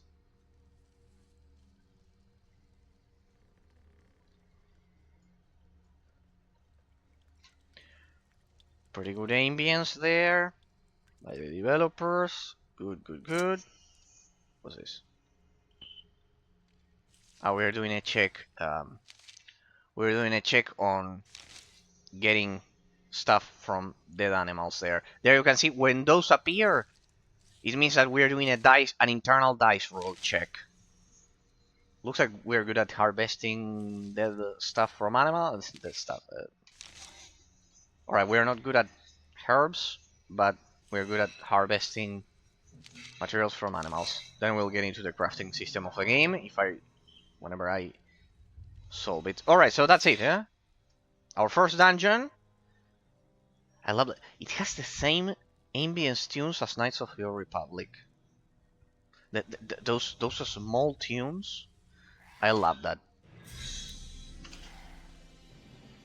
The combat music even feels similar to Knights of the Old Republic. Suspiciously similar. I would say that the developers played Knights of the Old Republic, especially the second one.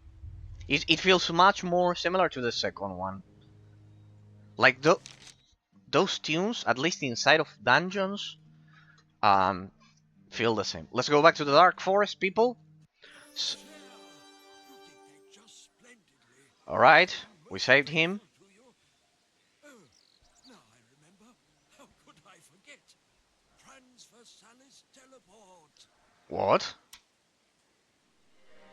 Alright, and now we just have to turn in the quest later. Good. Good, people. So we completed our first story quest. Look at that. Okay, well, we had to find the missing magician, blah blah blah, meet Dracorium in Aventuria. Pretty much we have to go back. But what about the side quests? No, I didn't fail the other ones. The Old Stone Hunter. The innkeeper that asked me if I found him, he was battling a mighty wolf. I arrived just in time to... we already did this. Alright, it was the guy over at the cabin in the forest. Alright, we did it. We need to win Dragon Farmer. I rescued him. So, okay. So we need 2 people to attest for us to continue to begin our journey and exit this town here. Not this one. Aventuria, once we are back. There, Aventuria. Here's Aventuria, we are at the forest. But looks like we are not done with the forest. Let's venture deeper. Well, we have 3 wounds. I should probably go back and see if we can beat those mercenaries. There's a wild boar there. I want to keep testing my initial impressions about the combat system of the game. As for the rest, there's casting time, as you could see there, an element that is inherently native to the classic RPG genre in terms of the genre classification. One more proof, not only the real time with post-combat, and as you can see, it's much more similar to... I need to be careful with the wounds. We'll focus damage, see if they don't kill us. Anyways, we just saved. Let's see, let's try Thunderbolt. I mean, the casting times are pretty long. That's a pretty good balance mechanic by the developers. Just like in Baldur's Gate, they feel the same as in Baldur's Gate. To compensate the fact dying. Alright, first time we die. One of your characters is near death. No, it is death. It's near death. His vitality has been reduced to 0, or he has received 5 wounds. Alright, remember, 5 wounds kills you. He is no longer able to fight and can no longer perform any actions. While his vitality will slowly regenerate after the fight, however, he still has critical wounds which require urgent treatment using bandages or the Calm Body, Calm Spirit spells. I'm not saying he/she because that's duplicating the subject. That's actually a grammar mistake, doing that. When you say he, universally, it's in this context, it involves both men and women. That's in that sense. It's kind of because you're referring to the human species when you say that. I know that modernly they are trying to change the language, all of our languages, but it works like that. If you say he in that context, when you're referring to the player, which is a neutral sex, pretty much it's wrong to duplicate the subject afterwards, because you're duplicating the subject of a previous reference which was already sexless or sex neutral, for example. I won't get into why gender is wrong and sex is correct. If, however, all of your characters die, you will travel with them to Lord Boron's realm of... What the fuck? If all of your characters die, you will travel with them to Lord Boron's realm of the dead. And will have to load a saved game. You should therefore save your game regularly. Alright, it's not like in World of Warcraft. It's just a weird reference. Let's see, can you deal with... you have those bandages. I think you can handle that on your own. Yeah, pretty much. It's not that bad. Oh, look at that, we have some bandages there. Please. Please. There's nothing I can do. It's kind of like automized combat. Here you can see the to hit armor class 0, the accuracy. See how we are failing? Some attack. Look at that, we also inflict wounds. Good. Get up. Do I revive or do I... Yeah, there we go. Give me those bandages, please. Give me those bandages. There. What's that? Critical wound. I think we have to go back. Yep. I think the boars are the only ones that inflict those wounds. Let's see if the wolves respond. This will be an interesting...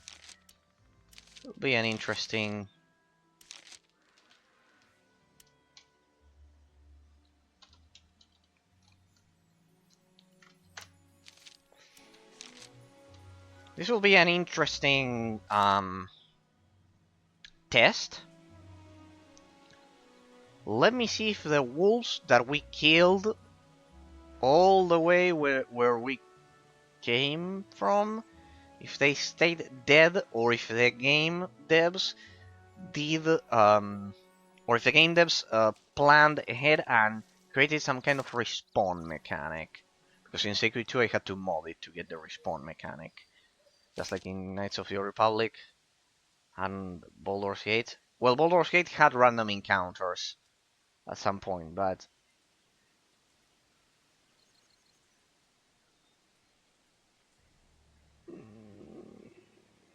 let's test it. Let's quit the forest. Let's exit the forest. Was there a transition here? No. No. It's the same. Okay. So I bet the healer can completely heal my wounds, right? So we just have to go back. Here, no ambience music. Pretty good particle effects there. Yeah, there's ambience music and it's pretty good with that harp. Rakorium's rating received. Eraser, Master Rakorium, I found you at last. You were suddenly gone. Of course I was. I always am when I cast Transversalis Teleport. You seem very familiar. What did you say you wanted? I'm sure there was something. I wanted a letter of recommendation for the customs inspector. We talked about it in the cave. No, this is Karmates Causali, of course. Here it is, your letter. I hope Rufus has got your name right. Oh, I should be in Ferdok by now. It's time for us to leave you. Two good for nothings, Rufus Erasers. Hold on, high transvestitor. Alright, we have what we needed. The quest item. Quest bag. Rakorium's writing. Recommendation. Good. Inventory bag. Inventory bag. We're already getting into Diogenes syndrome.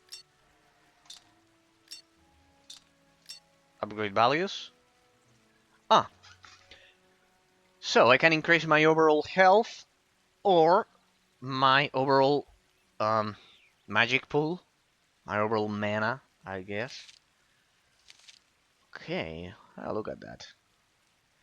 So 279 experience points looks pretty bad. Look at that. We're beginning to. So willpower prevents those. What increases my damage? Treat wounds 0. It's a miracle that I survived.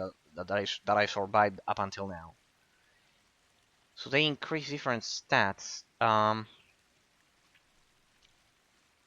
Interesting.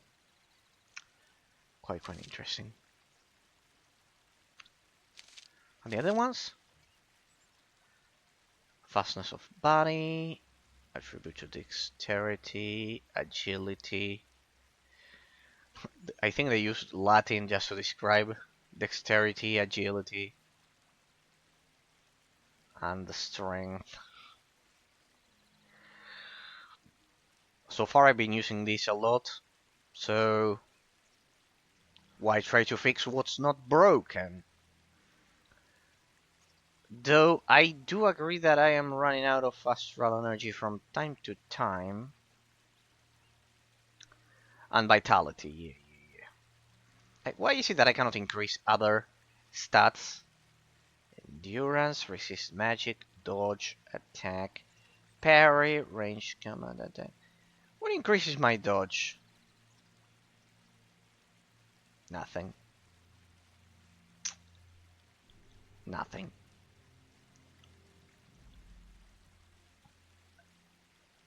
I don't even have a description of what the spells do. That's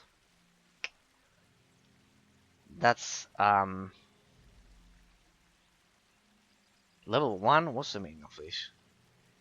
We're still level 1. Level 2. What's the meaning of this? Or whatever.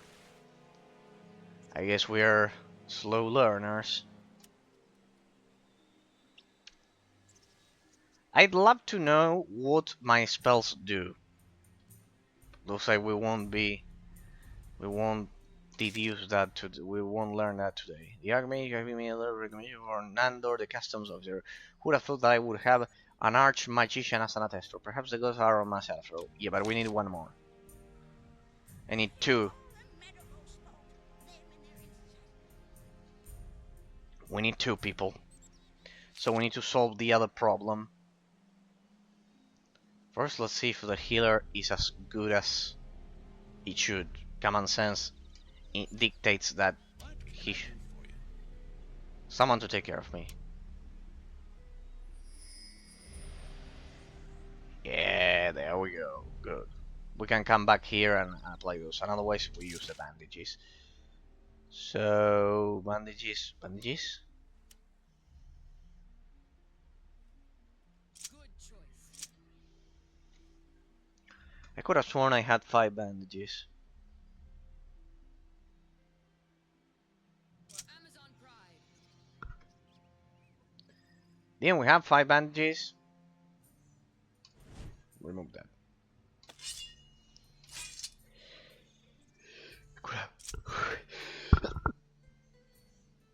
Had some bandages. Back, quiver, shoulders. We didn't loot gear though, huh?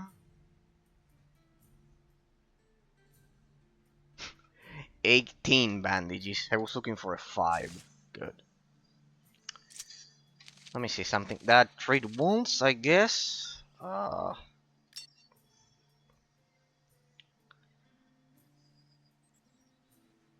And treat poisons. Well, whatever. I'm not gonna waste my time like on that. I wonder what increases base damage. Okay, but we made it. We made it back in one piece. I guess that's progress. That's a bit of progress there. So let's try that brigand fight again. Let's try that again. Now that we at least know what we're doing. Let's see. All right, you two.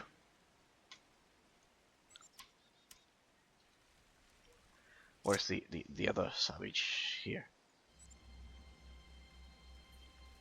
Did I loot some gear for her or for me? No. 0. 0. 0. Still no loot system regarding gear. 2 against 2 sounds like a fair challenge. There we go. Now it will be fair. Let's see. Now we can see that they deal a critical blow. Let's try that again. This patch of gravel we're standing on. Yeah, we know.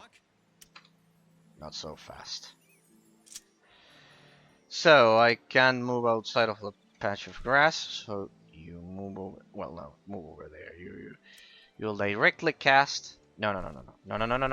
Don't move away. Just cast this, Listen up, and everyone. you focus fire over there. All right, let's see. There we go. Now I move out. I just hope I'm not outside of it. Alright. The key here is to drop one of them as fast as we can, so we have the advantage. So let's try Thunderbolt. I'll take care of that. Let's go. Hope you don't run out of endurance.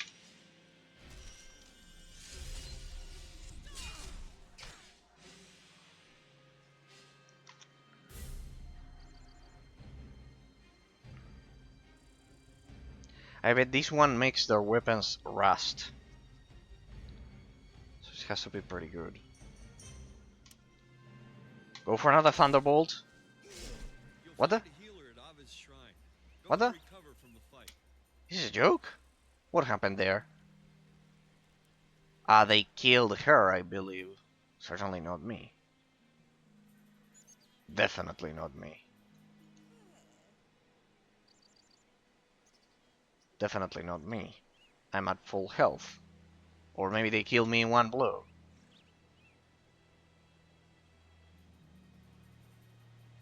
Interesting concept.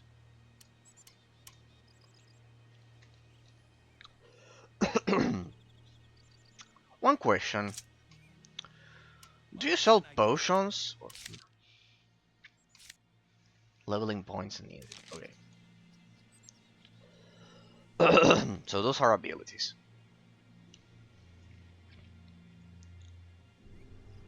Okay. Let's try that again. Let's try that again.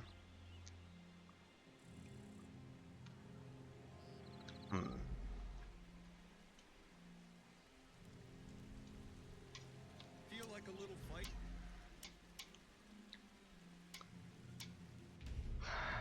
Maybe I got outside of the patch of ground or whatever.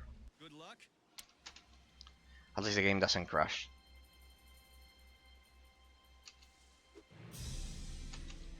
Let's go. For Amazon Pride. Attack! Attack that one. As long as they don't kill me. There we go. Good.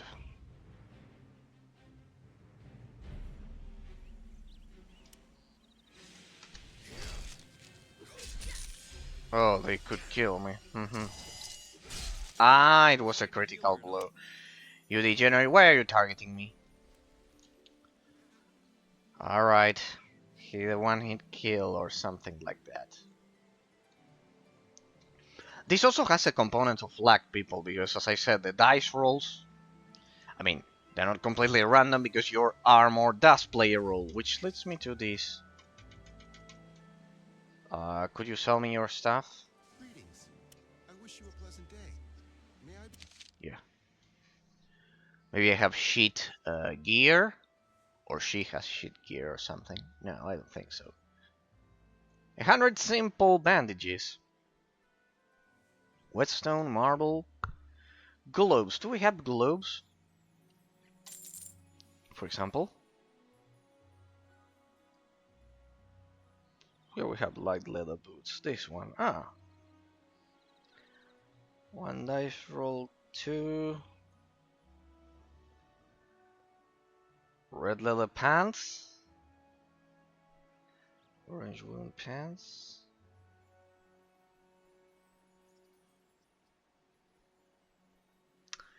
I need to learn to compare gear, I guess.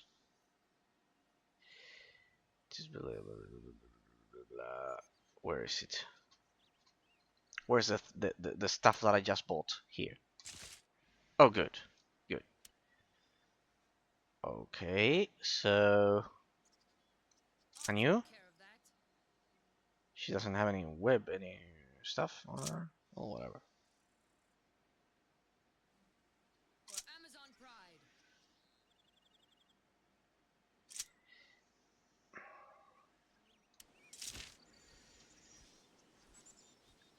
Well, now at least I have gloves.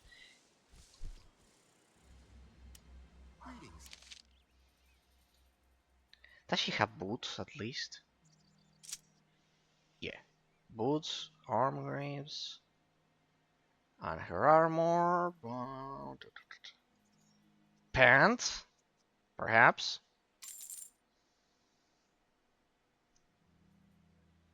Perhaps she's lacking that one. Take care of that. Alright, good. Good. Alright, so they are two separate pieces. Okay, I thought they were the same because of the skirt. Okay, good, good, good, good. Okay. Good. Good, good, good. Alright, hope those make and globes. For Amazon Pride.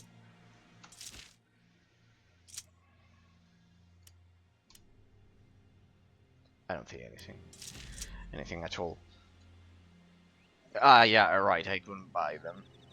Because there was only a pair. A single pair. What? There was only a single pair. Okay, let's do that.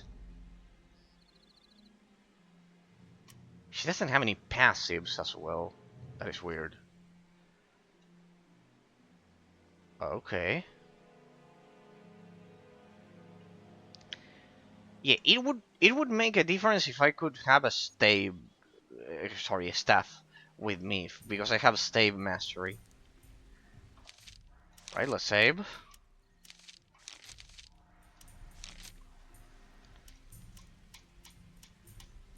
Okay. Let's try that again.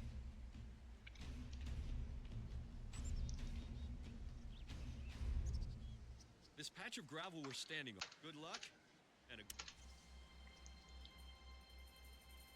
The stupid aggressive stance. He starts walking. Can I move the camera like this? No, it's fixed. I hate that. What about this? Ah, if you zoom in and zoom out, you can deal with that. Alright. Let's have a bit more fine grained control over this. Start casting. Alright. For Amazon Pride. You keep chasing after me. Kirkham. See what good it'll do you. Because your partner is still burning up. Let's see. Let me avoid some attacks. Let me just survive some. And like this, the fire will play a role.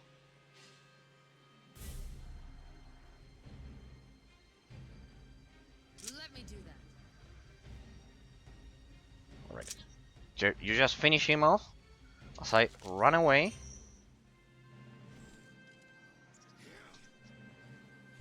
What a worthy opponent you are. Here, take my sword as a tribute. Even though it pains me to part with it. Ah, if you beat only one of them, it's enough. I could have done it anyways. Okay, easy. Good. Well done. Like in Sacred 2. Well done, player. I'll miss those fourth wall. You should come with us. I'm sure the good knight Traldar could use you. What do you say? Teach me something. By the Viscount Ardolf Warstock. Teach me something. Mighty Blow, ready to learn. But this is for me or for... Ah, right, yeah. They are shared. Mighty Blow. I guess because we're a Metal Mage or some shit like that.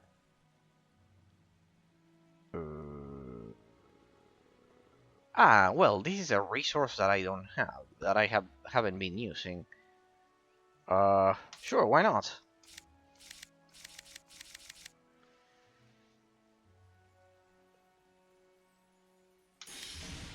Better than nothing. Now I have to assign my skill. Ah, look at that. So here, endurance cost, which we haven't been using. Then I want to learn. I need to learn all of the.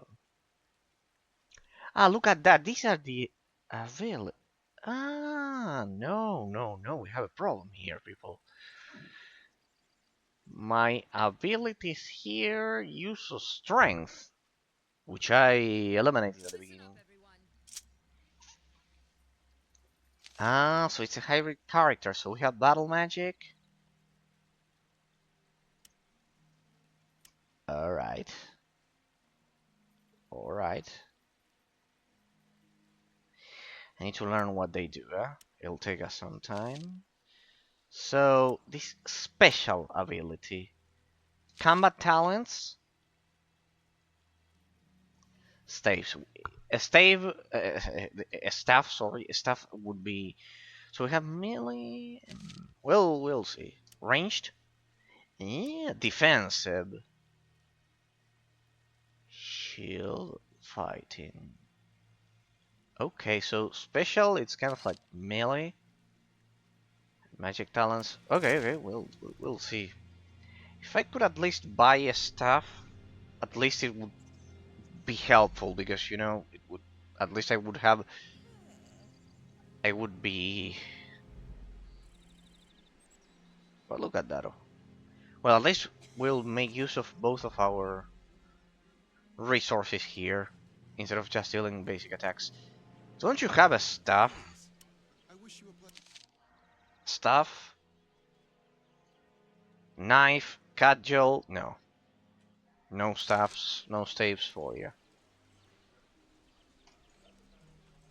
Would you like to help me this time? Alright, something I'm happy. Over drunken. Good.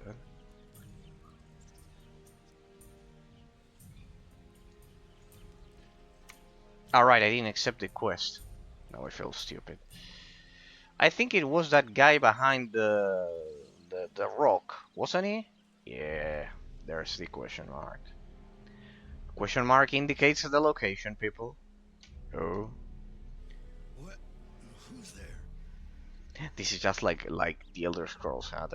They kind of like took from Oblivion. They learned this trick from Oblivion with the face and everything. Here we can see the influence of Oblivion. My name is Razor. Zelina has asked me to find her lover. Are you wrinkled back to bed? What are you doing here? Are you hiding from someone? I'm traveling to further. I need two testors. Can you help me? Let's begin with the.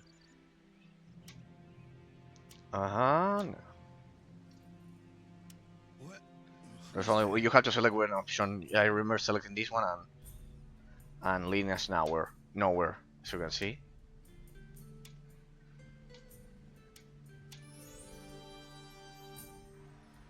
For her diadem, very true. Otherwise, you would have left town long ago. I thought you might have an idea where I can find Draenor. Perhaps he was a strange man at Salina's show earlier. There was. He couldn't take his eyes off her, but whereas everyone else had their eyes glued to her beautiful body, he only had eyes for her diadem. And believe me, I know that look. Don't you love games that don't have censorship, people? Nowadays, that line would have never been possible. Once again, thanks Obama always for introducing all of the DI policies that we have nowadays in your second term, always. Thanks for introducing massive censorship all around the world. The Soviet Union also had censorship, a lot of other places had censorship, but the Free West, it was with the second term of Obama. It is clearly accentuated there. That sounds suspicious, but I think mysterious theft. No necessarily. For example, this dialogue would have never been possible nowadays with all the DEI consultants. We will never steal from the woman he loves. If Draenor is mixed up in them, should has something to do. So there's another stranger. What do you mean? Where could he be? That stranger is in league with the gang of murderers. They didn't come up with a very innovative name, gang of murderers. If you can find those scoundrels, then you will find Draenor. I don't know where their hideout is, but perhaps the innkeeper of the Jack Blade can help you. He knows the countryside whereabouts, like the back of his hands. I hope you find them. I can't take 10 paces without arousing the suspicions of the town guards, but you can never complete our mission without the help of someone who can move. Mission? What mission?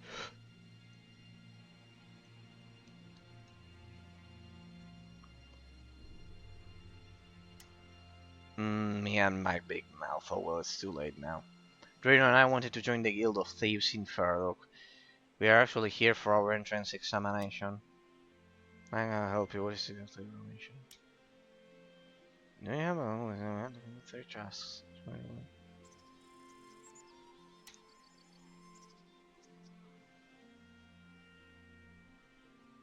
Yeah.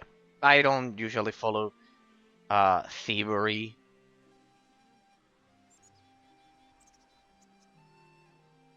I usually don't bother with that in open world RPG games, I guess. But if it's a quest, we can do it, huh? But you need to have pickpocketing and those stats that are prohibitive to a combat-oriented character. Well, whatever. The diadem and the lover. This is the second. The second attestant that we need. The second people to vouch for us to get out of here. I think that was actually the first quest that we needed to do, rather than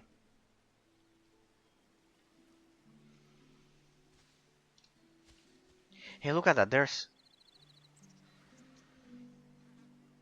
a small there's a small dust when we walk. I hadn't noticed it previously. Here there's none. And in here, it's quite subtle, huh? Pretty well done, the effect. There are no footstep sounds, though. I don't like that. Yeah, it's only on this. No footstep sounds, negative, but good. Good effect. I love how subtle it is. The best tavern in all of Avestru. A certain rankleback thumper suggested that you might know more about the gang of thieves. Rumor has it that they might have stolen Selena's diadem. Do you have any idea where the hideout might be?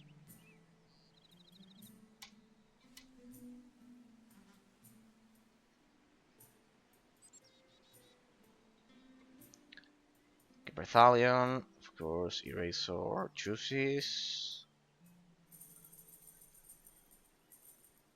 Well, can you tell me about the beautiful countryside? Well, not much happens here. It's a sleepy little village. That's what I like about it. Things are nice and quiet here, and we never have to wait long for the delivery of Ferdok Pale Ale. But this nasty business with those cutthroats has certainly changed things. Tell me about yourself. How did you become the innkeeper? How do you become the innkeeper? Oh, I used to drive a car. Standard. And then one sorry day he died, and it was his dying wish that I take over his inn. So here I am improving. So convenient. It's not that easy in real life, people. You have to work your way up. This bear you were talking about. I don't know more about the bear. Go and see also on the hunter. I've already petrified the bear. I mean, not me, the other mage. No. No, wait. Welcome to the Jagged Blade, the best tavern in all of The bear. Here we go. Have no idea where those outlaws might be hiding, and if I did, I would have told the gods a long time ago. But if I was leading a gang of outlaws, I would hide in the dark forest. I think I killed them as well.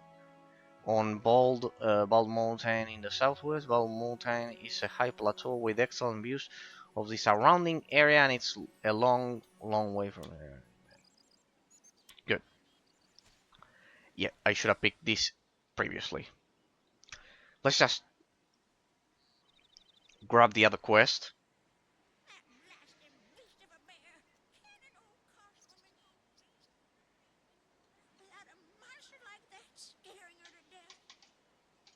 No, nothing. Alright. Looks like all of them want the bear dead. He's terrorizing the the place. Alright, let's grab the other pickpocketing quest or whatever. Just so I can get some experience. What? Who's... Find the chest. Anyways, they don't change. They said that the story's linear. That same. All right, whatever. Just give me the side quest. It feels much more BioWare-like than a lot of other games. So, maybe I have to open this shit. Ah, here.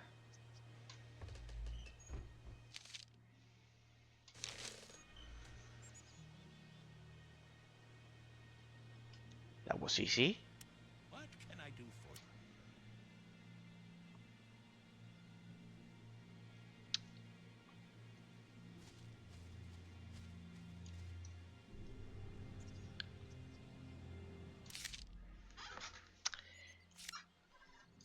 Find the chest. I have to find and open the chest at Abe's shrine.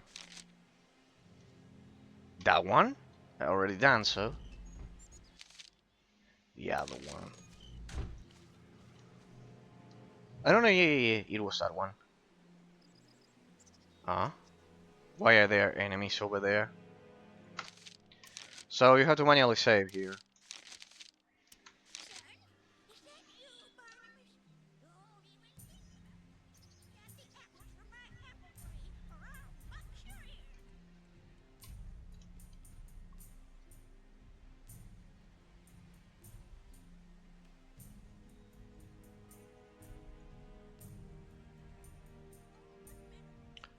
Domestic pig.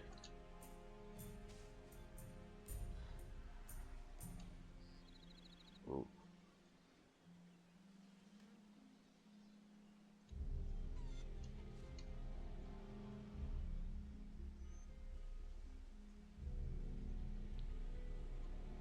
Pretty good eerie music.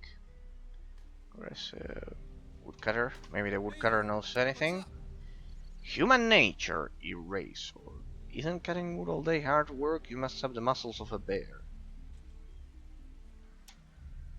Well, naturally. Ah, you get the option only because of a trait. Well, naturally. After all, I came from a woodsman.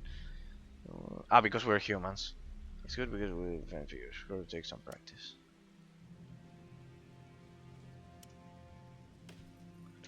Thank you. He has given me wood, I guess.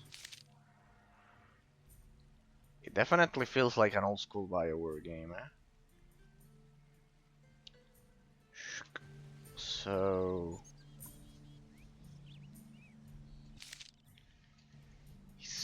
It's pretty much a BioWare game, eh? It's strikingly similar to Dragon Age, eh? And to Baldur's Gate. It feels exactly the same. The pacing, the combat, the dialogue. Ah.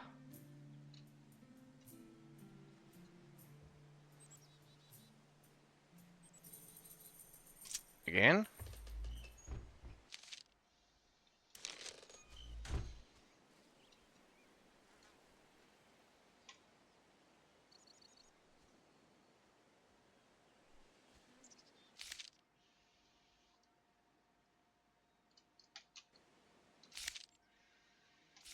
Let's go with the diadem and the lover. Then we can do the other one. Find Raynor, find the rover's hideout. Let's do that. Let's get into the forest and kill something. Then I can figure out that one. That weird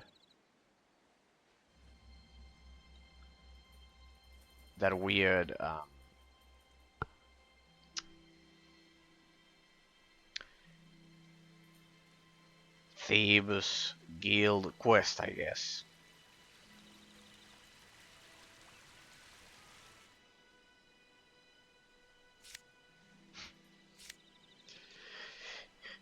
I would default to walk if I weren't streaming the game. I love doing those things. But well. Alright, let's see if the enemies respond. Because in BioWare games, they usually didn't respawn.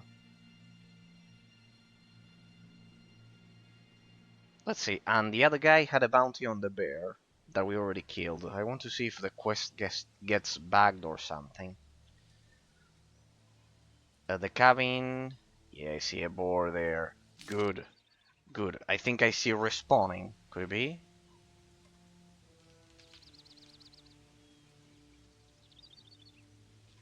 There's the cabin. So you have a bounty for the bear that we already killed or something? Or we can kill it again? Yes, there is a pack of wolves, but a snow white female has been born in the countryside, cunning beast, and a pack of rubber gold traps. Make killing delay. Finally. A wild bear causing trouble. There we go. Yes, red hand.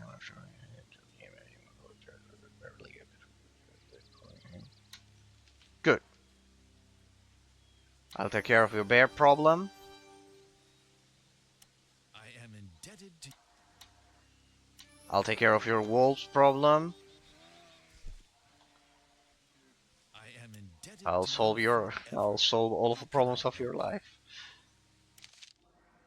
Let's see what you have. Hunter's cap. Better than nothing for her. If she would stop saying that, it would be so good. Every 2 seconds. It's just when I select her though. Yeah. Different? Good. Good. Better than nothing. When you start playing a game, people in RPG, the idea is that any gear is better than nothing. Then you can fine tune it. Teach me. What about teaching me? Survival, ready to learn. Trap. Ah, that's why we were good at that. We had animal lore.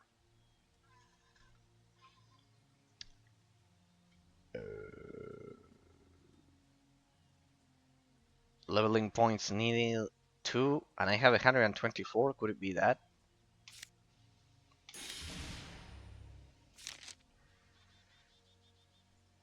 Ah, it also costs money. Good. It's a matter of money. Okay, good. Survival stuff. Okay. Yeah? Hey, pretty good change of terrain.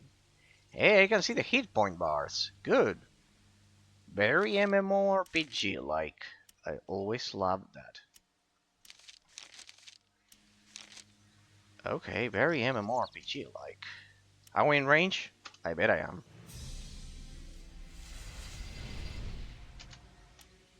Cast it again.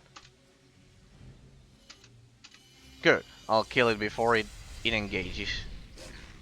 Good. Well, almost. Now, if I use Mighty Blow, it should work, though since my strength is pathetic. It did work, and I don't have proficiency with this shit. But I don't have a lot of endurance, so... Good. Good. Yeah, in that sense, it's very forgiving, eh? So far, this combat is one of the most forgiving ones I've seen ever. If someone wants wolf pets, wolf pelts, and paws, we have a lot of them.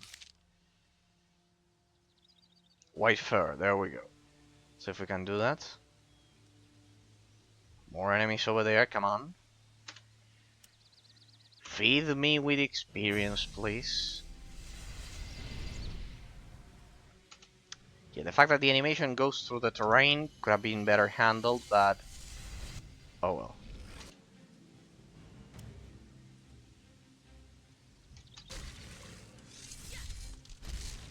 Good. See, we are learning. I wonder if I can sell all of this stuff later. We've been here. It's a part of the forest that I precisely explored.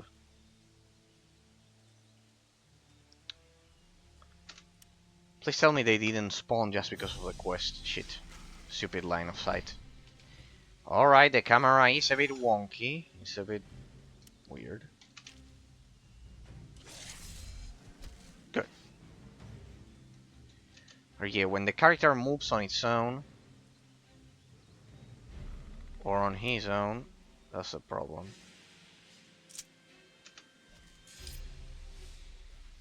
Look. Ah, look at this. You can inspect them. Wolves are intelligent animals that live in structured packs and hunt in coordinated groups. They usually only attack humans if they're hungry. Yeah, pretty standard. Good bloom there.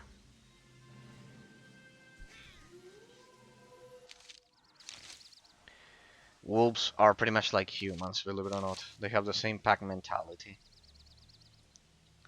They're one of the most similar. Oh. It has cutscenes. Good.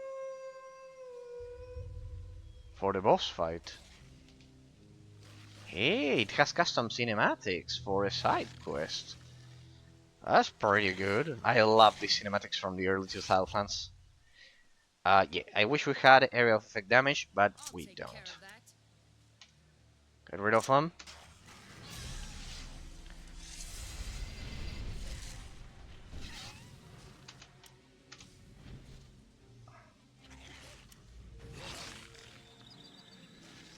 Alright. For Amazon Pride.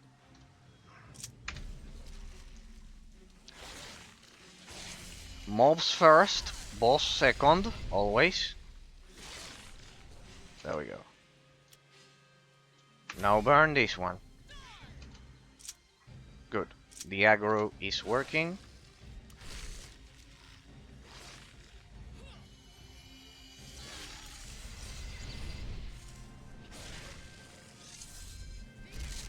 Good.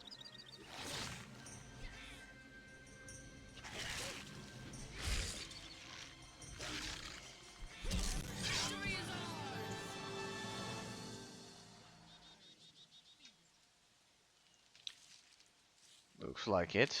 Pretty good. Pretty good. Pretty good. Success. I love that cinematic, eh? That intro, that small cutscene for the boss. I love those touches for the grandeur category of the analysis in that sense. Now we have to deal with the bear. I don't know if we'll be able to do that. Let's try that. Let's try doing the bear. It's the one. It's a cave that we were in some minutes ago. I think enemies don't respawn. Could it be like in BioWare games? That'll make progress pretty fast for us.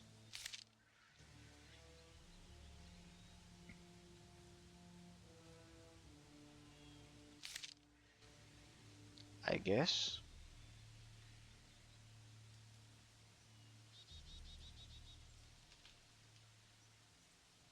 Pretty good ambient sounds.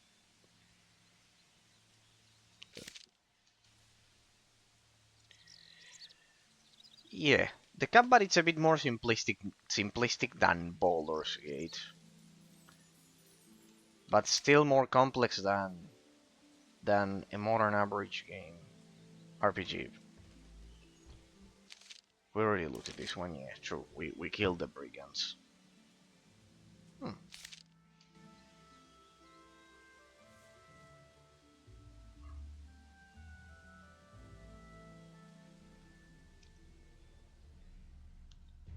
Huh? What's that? Ooh, another cutscene. If it's going to be like this constantly, I love this. It reminds me of games from the early 2000s. I got you the diadem. Now give me your word of honor that you won't do anything to Selena. Draenor. The diadem. Good. Very good. Fex must indeed favor your lover. She is of no further interest to me, now that I have the diadem. Lizard folk Such people. a shame that your god is not here to protect you. I wouldn't say that. Kill him. Well, I don't know if they'll let me help him. Alright. Let's do it. Let me do that. Avenging Kirkham. I love the cutscenes for each... The implemented cutscenes for each quests. Damn it, that guy is getting killed pretty fast.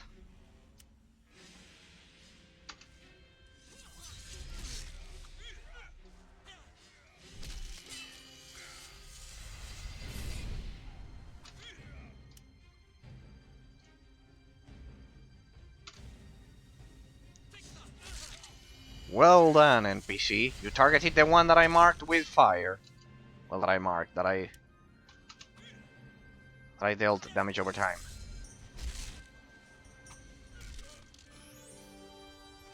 So, you're the famous Draenor. Good. Indeed, you must be Draenor. Indeed, you must be Draenor. Selena is looking for you everywhere. Your friend, the Runkel back. Hey, there is a choice system here. You can choose. We know that he's part of a. Did you listen? That's the same as Warcraft. That no. It's like in the Lich expansion. Oh, by Ryan Fix, I have to return. She will curse my name and must return. Yeah, go. Wait, we can travel together. I have a proposition to make. No, go to her. I'm sure she misses you. Well, let me loot a staff, please. A staff. Don't any of you have a staff? Looks like the game will be quite realistic and I'll have to loot it from a dead mage. Have we been here? It feels... Scene feels made by BioWare. Huh? And that's... And that's a huge honor. Don't you feel it that way, people? That it's just like a BioWare game? It feels like BioWare. Like the pacing,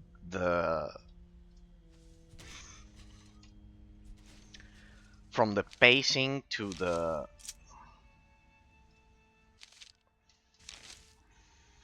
to everything.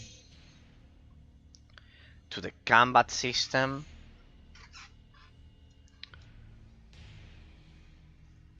To the Fire Rover's hideout. Looks like I'll have to work on that pickpocketing. No, not pickpocketing, lockpicking. Oh well. There we go.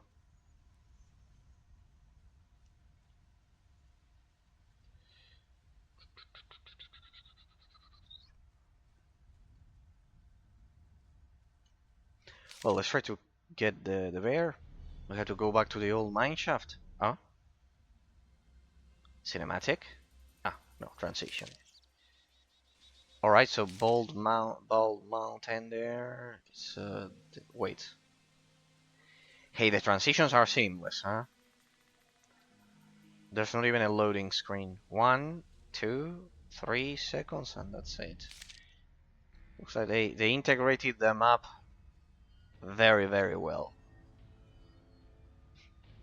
I love how they use the some of the sounds are the same as in World of Warcraft. But the same, huh? The same. I don't know if you could spot it. I don't know if you could spot it, but it's the same. The ambience sound, it's amazing. No, that's the same chest. Because it's the same as as a wall in that sense. Look at that. The wild boar respawned. Good. So the game does feature respawning. Yeah, the two of them. Good. Excellent. The game has pretty good replayability, people, then. Well, at least for now. The fact that it has that... The fact that enemies respawn, it's always a positive. Because it'll ensure that you can level up, you can farm, that there's a concept of farming. And there's also an element of replayability, of psychologically enhancing replayability. Good. The level design is pretty good. The gameplay is smooth, is what I would expect from a classic RPG. It's not. It's a bit slower than Dragon Age Origins, but what's that? What are those? Firefly. Can I burn that? Enemy variety. Pretty easy to kill. I'm sure we didn't explore that section of the forest. Right, because the entrance to the old mineshaft is still there. Another thing that I've read that a lot of people complain about is that the character walks extremely slow. With the mod, you can increase that that the character runs here extremely slow. Well, it feels like World of Warcraft pretty much. It's quite similar, huh? Because of the pacing at which the character runs. Alright, so they respawn when you make a transition, I believe. Because previously, when I came out of the... I want to see if the respawn method has to do with time, or if it has to do with switching...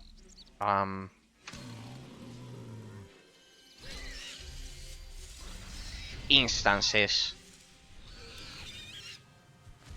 Let's try a Thunderbolt. Yeah, the fact that the camera doesn't follow you if you don't move, that it gets that displacement, is the only thing that definitely is definitely flawed. Kind of like when I cast a spell, I have to only when I press WASD, the game understands that I want the camera to recenter. Otherwise, it's like this, and it doesn't recenter. Like it slowly recenters when I use my keyboard. Quite interesting.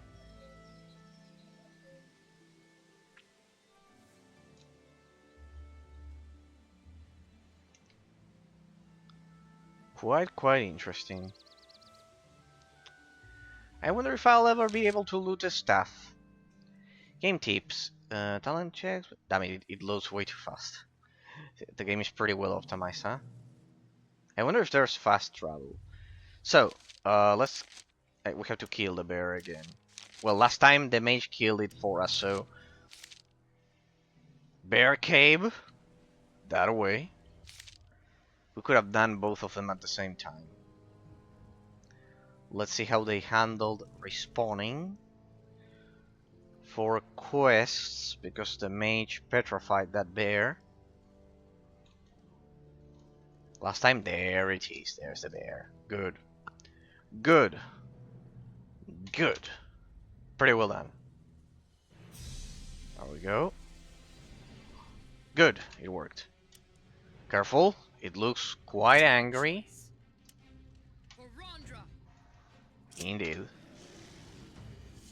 Don't do that. Why are you running away? There we go. Okay. Looks like... I'll take care of that. Huh? You don't have endurance. Will you sit up? She's dead? No, she's knocked down. Okay, pretty good. Nice. We have defeated a formidable opponent. The glory and honor are ours. Yeah, the one that we wanted to kill. It wasn't that bad. So I got the experience twice or what? Hope it worked like it worked that way. Was this locked previously? Did I loot this? Yeah. Yeah, looks like it. The loot system of this game, it follows BioWare's style, huh? It doesn't have the loot heavy oriented Diablo style, which makes sense. Do I get something from the bear if I skin him? No, failure. You need to have a higher level. All right, well, can I fast travel in this game? Nope. Okay, so the respawning mechanics are good. Genre classification, 100%. I think I've made my point, people. Due to the pacing, due to the combat system, and due to the time. Alright, it's already 9 p.m. We'll leave it here for today, people. We'll leave it here for today because I have to do some things. But in terms of the first impressions, clearly this is a classic RPG game. Like Baldur's Gate, first impressions on the combat, it feels like a BioWare game, strikingly similar if they went for that, which I think they did. 100% nailed it. It feels like Baldur's Gate, it feels like Dragon Age.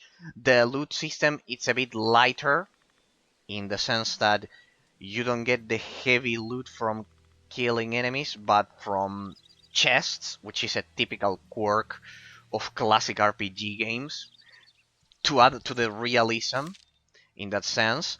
So definitely you can see why I will classify this game 100% as a classic RPG game. I gave you all of the explanation at the beginning.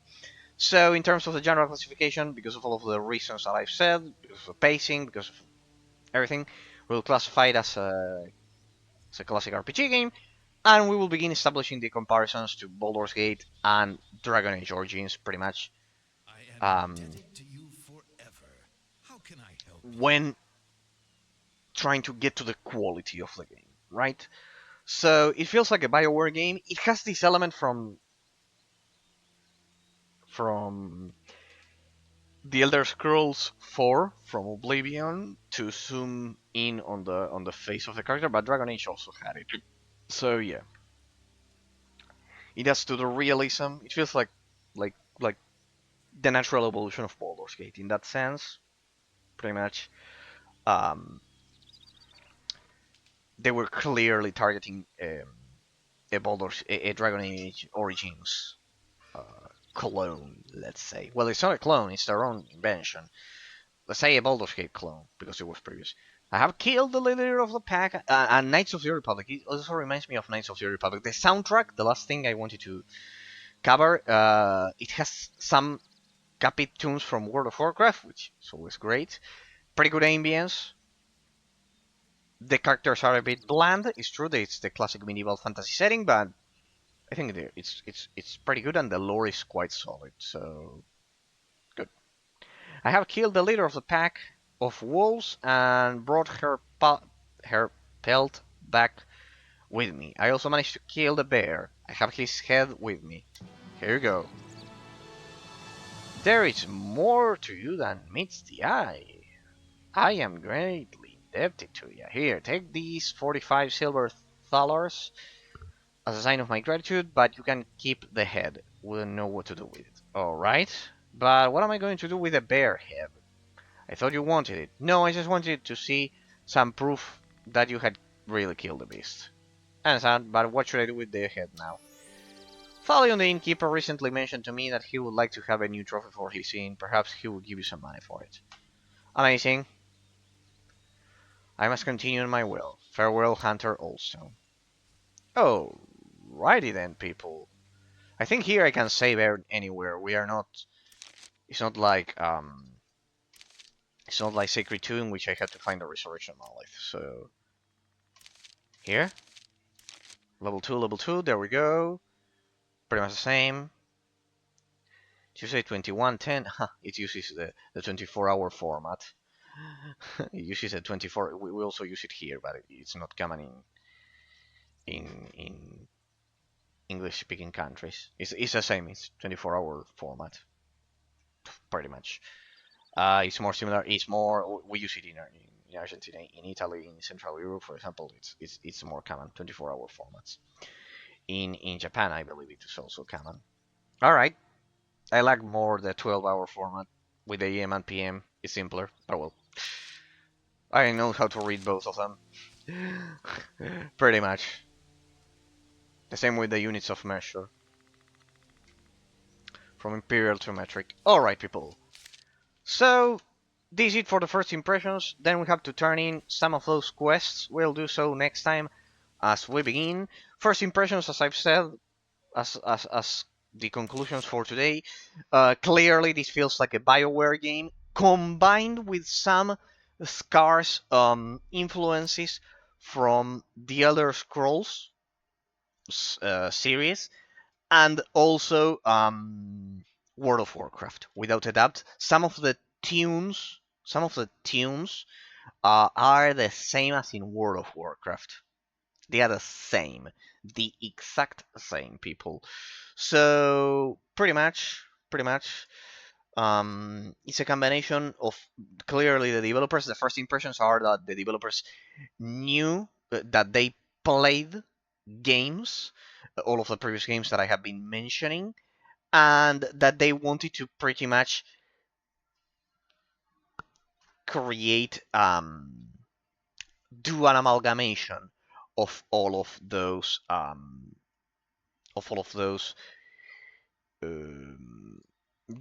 games that they had previously played. Pretty much, we can see in terms of the innovation category of the analysis that they clearly went for an amalgamation, a combination of all of their previous experiences as gamers. I can clearly get that just from the initial impressions. The combat is pretty good. I don't like the background of the damage numbers, and the pacing could be a bit faster in terms of the casting time, like Dragon Age Origins got it.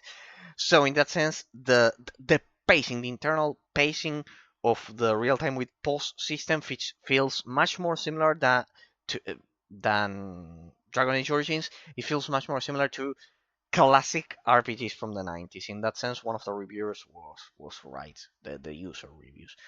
So it feels much more similar to Baldur's Gate,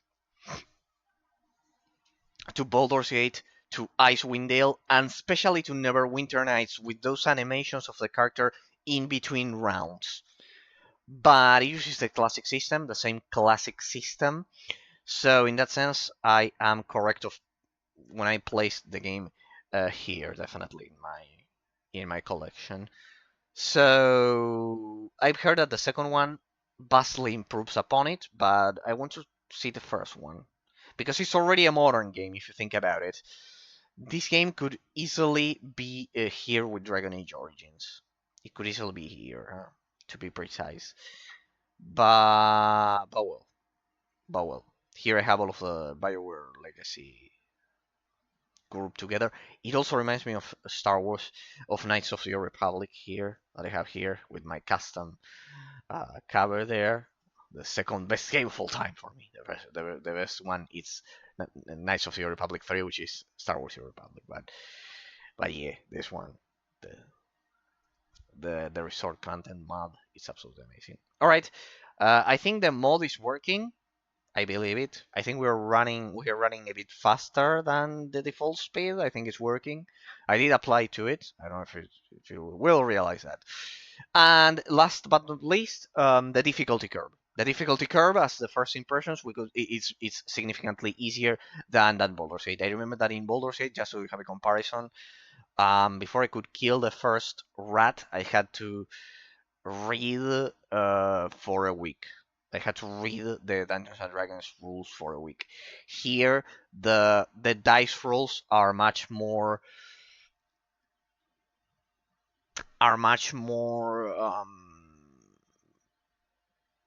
permissive. They are more lax. They generally will land as a rule of thumb. But well, but well. All right, people. All right. So those are the conclusions. Pretty much the difficulty curve, the genre classification. I have no doubts, and the slight influences that the game has. As first impressions, I more or less have an idea. It feels like a BioWare game, as I said, 100%. So people, hope you had a great time with me, getting exploring the first hours of gameplay of Drakensang. We have a long journey ahead of us, but I think it was a pretty good choice according to what I've seen so far, and I think we'll have a great time dissecting its gameplay, its combat system, its level design, everything it has to offer. So see you all on Thursday when we'll continue. We will continue with part 2 of a Singularity, of the FPS Singularity. We'll do both games at the same time, so it doesn't become so stagnant like with Sacred 2 that I spent, that it was endless at some point. So like that, this will be my stream summer game for now. Pretty much. It has a lot of quality, huh? It has a lot of quality so far. The lore is pretty well done with the Dark Eye universe behind it to back it up. So pretty good. In terms of the lore, was good. It had 20 classes really um that really surprised me. That the game had 20 classes was quite weird. All right, we'll see how those play out. Gentlemen, it's been my pleasure. See you all on Thursday. We'll continue with Singularity, and then next week we continue with Drakensang. Gentlemen, it's been my pleasure. See you all on Thursday. Have a great week, and we'll continue analyzing all of the underrated games that certainly deserved much more praise back in the day that the gaming industry has to offer to us. So, gentlemen, it's been my pleasure, and I hope my streams are always useful to expand your horizon in terms of recommendations and possibilities. See you all on Thursday. Bye bye. Have a great week.